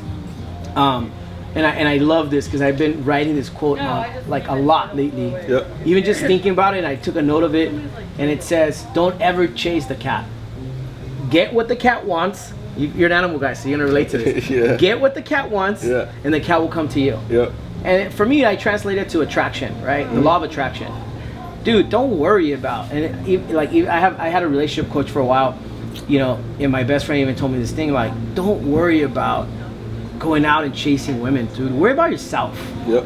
Build yourself, chisel yourself in every aspect of life. Yep. And the woman you're supposed to be will be attracted to your life. Yep. So that's it. God does not want us to be lonely. Never. He's got a woman for you out there. Absolutely. But you know what? I think the most important part now for me is like at this stage of my life is like I'm focusing so much on myself. Yep. And just me. Yep. I'm not out there chasing women. And I know for a fact that by doing that, I will attract the woman of my dreams. Yep. And that is basically it. Now I want to hear that from you. What kind of girls are you into? Your first rejection or rejections in general? Yeah. Like, how does that feel? How does that go? I mean, bro, how does Tarzann get rejected, bro? I've been rejected before. How does Tarzann get rejected, bro? Bro, I'm only shooting my shot. Oh, okay. You can't make all the shots. You know, fuck. I love that. But I mean, bro, I am in love with women. Yeah. I'm a Scorpio, so I guess I live and love on a deeper, different level to my opposite counterpart. Yeah. You know, so. I mean, I've had a lot of relationships from, and I remember them all. Like, you do? Like it's a blur. Like I remember. Some of them are not blurred? You can't. No, never a blur. Every girl I've ever been with, I've always remembered them. Yeah. I've always loved them. You know, so it's like it's a different feel for me. I always love asking people like their experiences with, you know, their significant others because everyone's different. So I'm like, I fucking hate this person. Yeah. Oh, it's toxic. This and that. I'm just like. I just love them all. Yeah. You know, like, same here. Yeah. I like experience-wise, blur-wise was because I was so young. Yeah. Right. So, but the last ones lasted. One of them lasted almost 10 years. Yeah. And the second one lasted almost 4 years. Yeah. So like. I had some time. Yeah, I had some time. Right. Yeah. It wasn't like I've had 10 relationships in the last 15 years. Yeah. I've literally had 2 relationships. Yeah. Actually, no. I actually did date a couple, but short time. Yeah. But real relationships. It was 2. Yeah. But. What about your rejection time? And then you tell me, you gotta tell me. I got rejected by this chick that I can vividly remember. I seen this chick and I was like, yo, she's bad. I'm getting her. You know what I'm saying? Like I was super confident. I was in real. I think it was like a full moon. Superman level. I was confidence. Like, yo, I'm getting this one. I'm like, yo, I'm gonna go to the mall, get me an outfit. I'm gonna pop up at her job with some flowers on the random. Reject.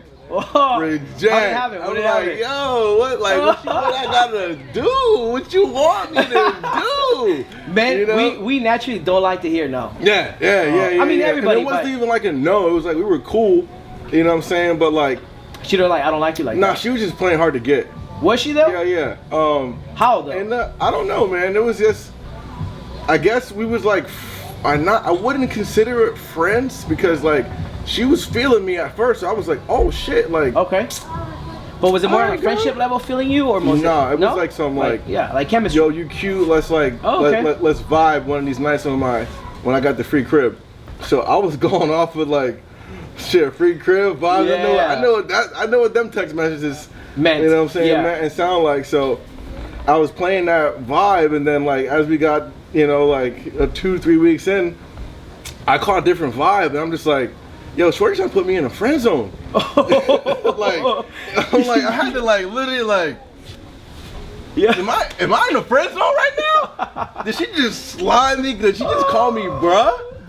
She called me she called you bestie? Bro? No I was way. like, oh, hold up. Wait, she called you bestie? Hold up. Flag on the play. Oh man. You know, so like that, like I would consider it a rejection. Most people wouldn't. Some people say they're in denial. But I was like, I got rejected. Yeah, once a girl calls you bestie, man, it's yeah. You know, unless obviously like unless you've been with the girl in relationship, right? Yeah. But if that you're was, in a girl like the with a first time I relationship, ever had a girl like put different. me in a friend zone like that. Yeah. You know, and also too, I think it was also me. I was coming out of a relationship at the time, a long relationship. So like you're a little desperate mode. Not even desperate. No? I would say lonely in a sense. Oh, that's what I'm saying. Yeah. Desperate, not lonely. Like desperate, but like you're in that zone of I was in a relationship with this girl for like almost 5 years. Yeah. And I was like, it does that to you. I was like 11 months single. Yeah. Like working on myself. I did the same thing. Going to the gym, and that's the thing. I'm going to the gym. I'm like a little yoked at the time. Testosterone's kicking in. Yep. I'm like, yo, me and Shorty about the vibe. Like, she see the abs, blah blah blah. And this is bro. You got no L's. Like, yeah. You got no L's yet? Yeah, no L's. This is probably like 7 years ago. And man, like, it changed you a little bit. Did you learn from it? It changed my. What was the takeaway from it? It changed my approach. Okay, good. Of my mental approach. Yeah. You know, it's like, yo, I'd rather vibe with a chick off of like, we'll be friends. Like we don't gotta screw. Like, we don't gotta like feel the energy. Feel like, yo, we can be homies. You know what I'm saying? Yeah. Like I'm cool with that. Like, I've never been. That was my first time ever being like, I wouldn't say pressed, but like on a different tune. Like, yo, like, and I think I was just trying to bounce back. You know, I was trying to get my last relationship out of my head at the time. It was a little high school love and shit like that. I was trying to get it out of my system. So I'm like, yo, the next girl I see, like I'm gonna go for it. And she just wasn't the girl. Yeah. You know, and a lot of people always end up at the wrong place at the wrong time. And an aspect of trying to talk to a chick because she was going through some shit. I was so clouded from being her friend. If I'd have came on and been her friend off the jump, and we'd have been cool, you guys would have hit it off. We'd hit it off. Yeah. But she was going through some shit that I don't even know about. Yeah. And you went there right away. I'm trying to hop in, and she's like, you went there too fast. Yeah, too fast. Yeah. So that was the time where I was like, I was young, you know, 17, 18 years old. Speaking of that, going too fast, like what is one thing, like the biggest thing you've learned from relationships, like as far as like how to, like what would you say is the key to start a relationship on a good note and continue on a good note all the time? From a real perspective, keep your dick in your pants. You know, pray about it, talk to God about it. We're just talking about that, remember? Yeah, like, and that's something I struggle with. That's what I'm saying. What did I say? What did I say? I was gonna do. What's my next goal? Oh, you said you said you're not gonna have sex with your girl for 6 months. At least minimum. And guys hear that and they're like, what? Yeah, I saw the reaction on the table. Yeah. So that's my goal, man. Like honestly, like I want to meet a girl and just vibe with her for such a long time. I said 6 months as a like. Yeah. Let's see if let's take it 6 months, and then from 6 months let's take it another 6 months, right? And I did that. I like honestly, like I think that the experience would be different. Yeah. But that's one of your pieces of advice, so that's good. I'm onto that. But that's an advice that I gotta take for myself. Yeah, I'm onto that. You know, so like that's me right now. It's not something that I do. You know what I'm saying? It's like I'm lying to you right now. No, but it has to. Yeah, you have to put yourself in the committed way. Like for me, it's like okay, What have I I'm done? still struggling. I'm 26. You're young, bro. My head up here thinks one way, and my other head thinks a different way. I mean, it's hard though, bro. Like, you know what I mean? Like, it's real hard. But I honestly do think like this is a real strong topic to highlight. The thing I thought about myself is like, what have I done in every relationship? Yeah. From day one. You gotta learn from every relationship. Yeah, and it's that. It's like I've always jumped head in. Yep. Trying to do that right on the first date. Yep. And most of the time, actually all the time, it will blind you from really paying attention and seeing other things. Yep. So now I'm like, yo, if I can take it 6 months, I'll take it a year. Yeah. You know, and really get to know the person, and then go into that. And I know it's hard for most guys to do it. Obviously, for me, it's like it's a new challenge. I know I'm committed to doing that, and I'm excited about it because it's like a new thing for me, like that I'm gonna try. What's another piece of advice besides that? I mean, shit, man. I love women, dog. I'm a hard lover. Yeah. You know, like I love. You're a lover, not a fighter. Yeah. Like I want to be best friends with my girl. That's cool. You know, and very important. And I always strive to do that. 100%, very important. Communication, so many relationships just making them that feel comfortable. A lot of girls aren't comfortable when they talk to men. You know, off the bat. Their guards are not down. You know, a lot of men are just fucking pervs or just weirdos. You know, like yo, send me nudes, do this, do that. You know, a girl's like, they hear that 1,000 times a day. You think a bad chick walking down the street, or going to pump gas, or going to the grocery store, every guy in their home is hitting on them. Yep. You know what I'm saying? So, you know, me, I always like to give a girl space. You know, I give her the option to want to engage. You know, I learned that from a while ago. Just be yourself. I think most important is like what thing that you said is right now is like you want to find a girl that you can be best friends with. Yeah.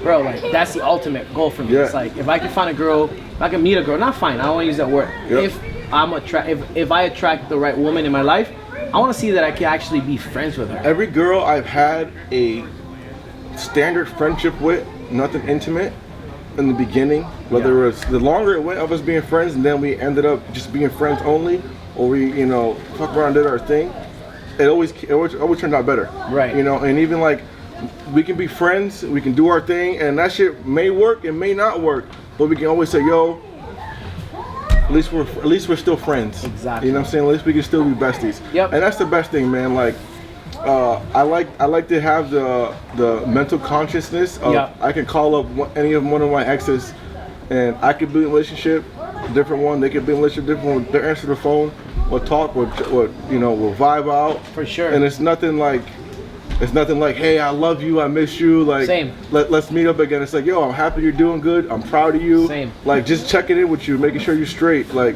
I don't want nothing from you. You don't want nothing from me. We might not talk for 8 months. Yeah. You know, but you know, when that time comes, if I run to you at the mall or some shit, or you know, at an event, it's like, yo, it's always love. You know, it's never like, yo, I fucking hate that person. Like, oh, this person makes me sick or disgusts me. Yeah. I never have those issues or ill will. Yeah, you can't hold resentment towards someone, because you can't. You holding resentment towards someone. It's like, women have taught me so much. You're killing yourself inside anyway. Yeah. Like, why you want to carry that heat? Why you want to carry that anger? And if you can sit there and badmouth a woman, you're what does that say about you? Twice as bad. What does that say about you? Exactly. Yeah. You ain't you chose her. Yeah. You put time in. You know, you put your shit in. You know, man up and be about it. Yep. You know what I'm saying? 100%. So it's a cool thing. You know, women are very, very endangered species, if you might say. Yo, one of the things about, speaking of that, right?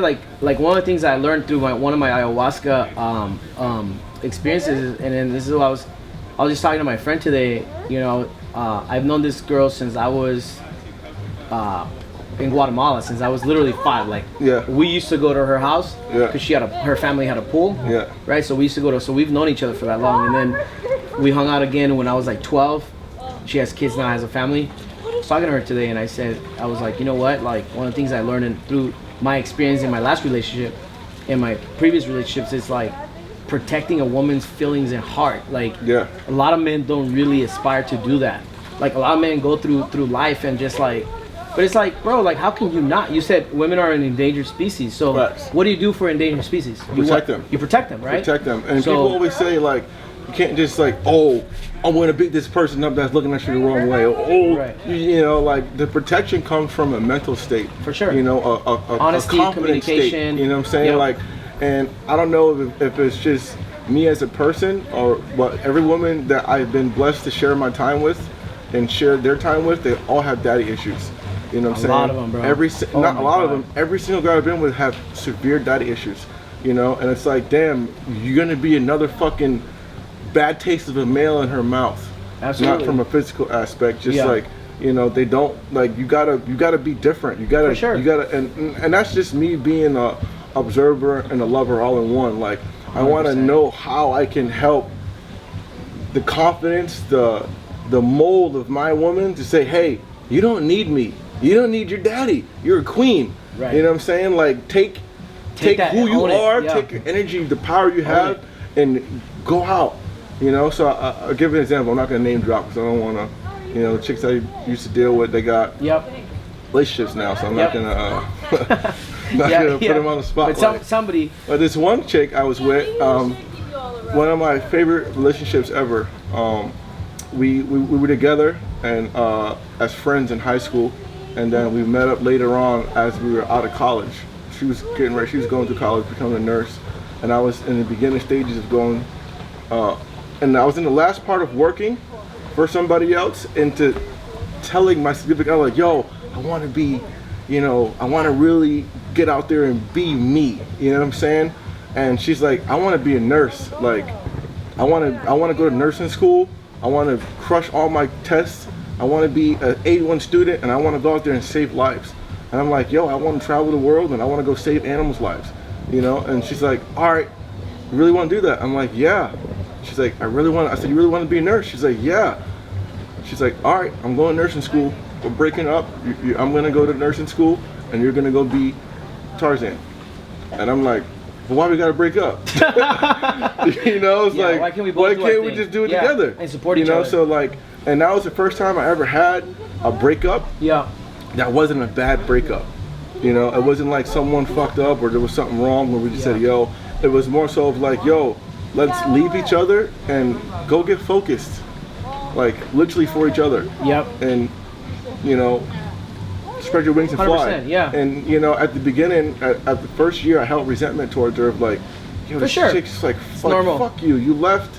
Yeah. I didn't want to be out here single. Like, yeah, you know, and she stayed single for like 3 years. Yeah. You know, just doing her thing, focusing on school, passing nursing school with flying colors and shit. And I'm just like, it made me feel good to say, yo, damn, you're really a queen. Like, you just like, you left your little environment, you left everything behind and chased your dream and you became a nurse.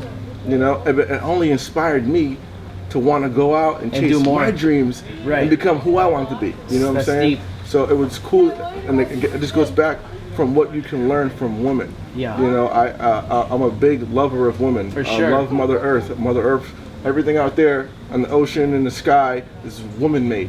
You know, in my perspective. My perspective is God is a woman, and she's black. You know, like people say you got this white Jesus, this white God. Yeah. No, God's black, and it's a woman. Yeah. And not saying she's a black woman, but yeah, that's the meaning of it. Yeah. God, in my perspective, can say, yeah, she's a black woman. My mom's God. You know, like, cool. For sure. You know, but I see God as just a black woman. Yep. You know, no, I get it. Yeah. And when I see other women on Earth, I'm like, yo, that's it. I bow down to the queen. You know, like, teach me. You know, I always ask successful women and non-successful women, and just any woman, like, yo, what can you teach me? How can you, like, you know, give me some advice? I can know someone from fucking Scott shit Arizona, and I'm like, yo, teach me something. Yeah. What can you get? What can you? Yeah, we can learn so much. I mean, I think my biggest lessons, bro, have been from women. Yeah. My biggest lessons, bro, have been from women. Like, honestly, like, I wouldn't be who I am today if it wasn't for my mom, and if it wasn't for my aunts, if it wasn't for my grandma. Yeah. You know what I'm saying? If it wasn't, I never really had a father figure. So my dad, you know, and I never really had a relationship. But every woman in my life, including, you know, my last 2 and 3 ex-girlfriends, like the mother of my kids, like, I learned so much from them, bro. It was just incredible. Like, I gotta give all the credit to them for pushing me to be better when I didn't believe in myself. When I didn't think I could be better, these women were like, no, you better be fucking better. Yeah. And women do that to you, bro. Yeah, and they a lot check of people you quick.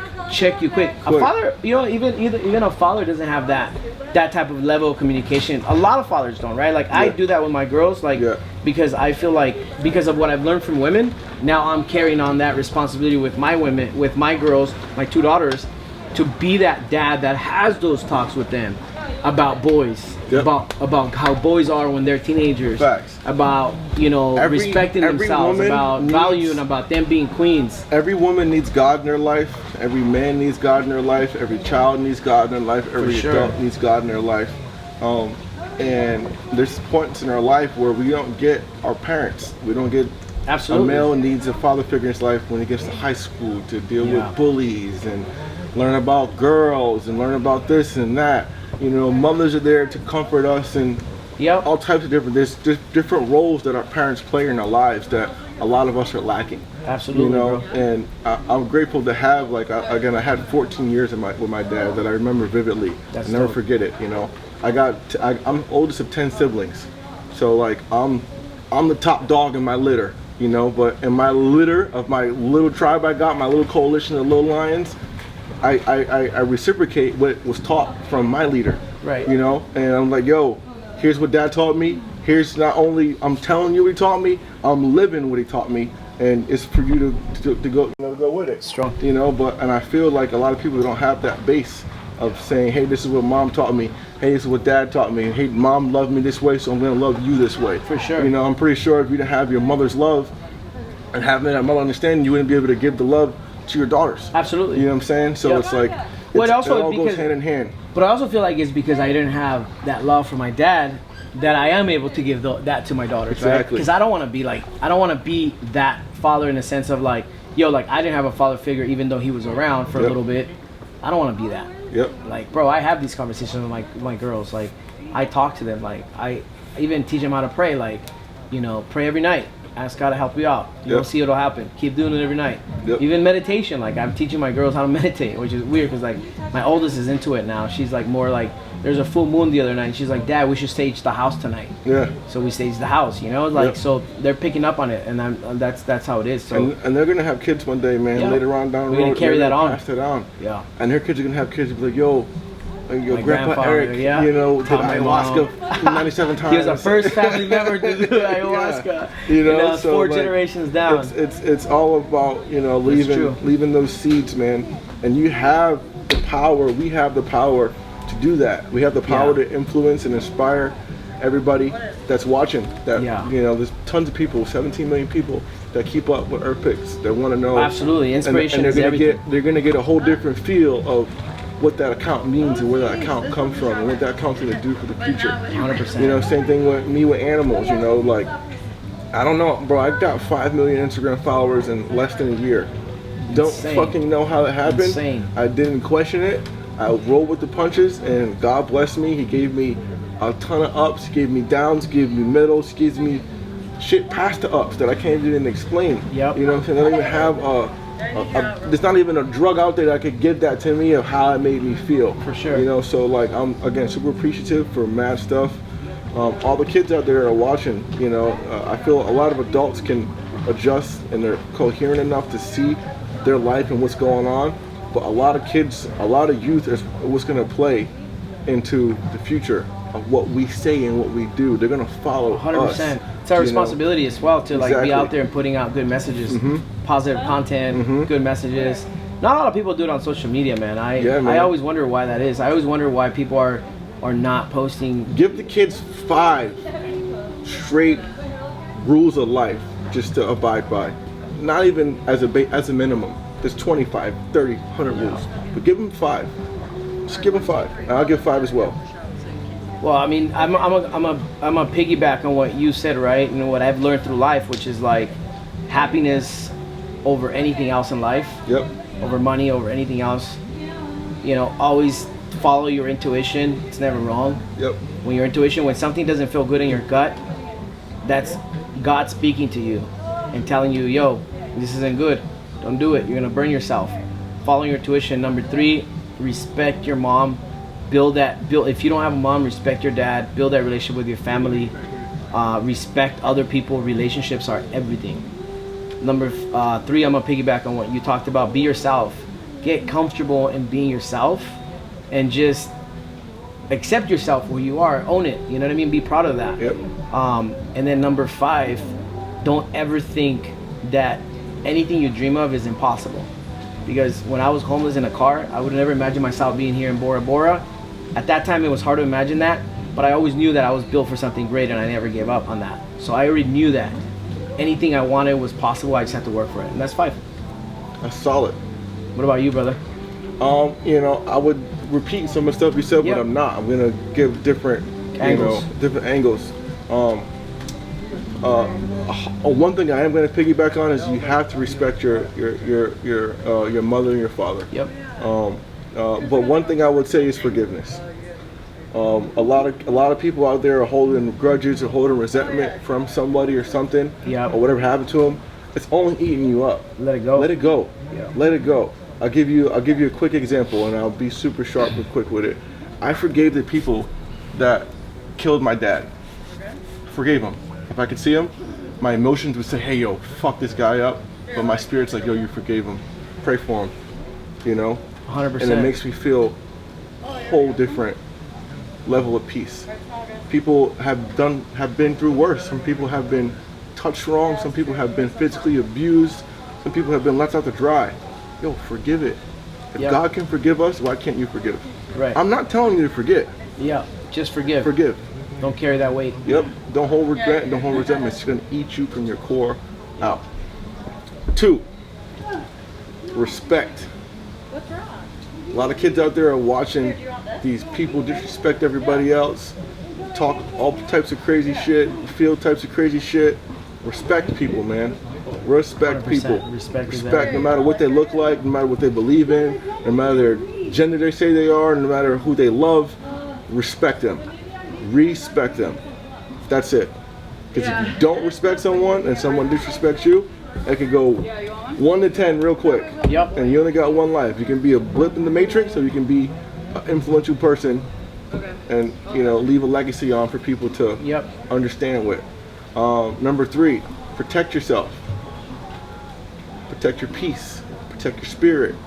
Don't let yourself be vulnerable to everything. Don't be susceptible. Don't be so accessible to so much stuff. Protect yourself. When I say protect yourself, protect your mind. Protect what you watch. Don't watch all that creepy, crazy, nasty stuff that's just gonna Whatever fill you with- intake. It's just like protecting Yeah. yourself with the food you eat.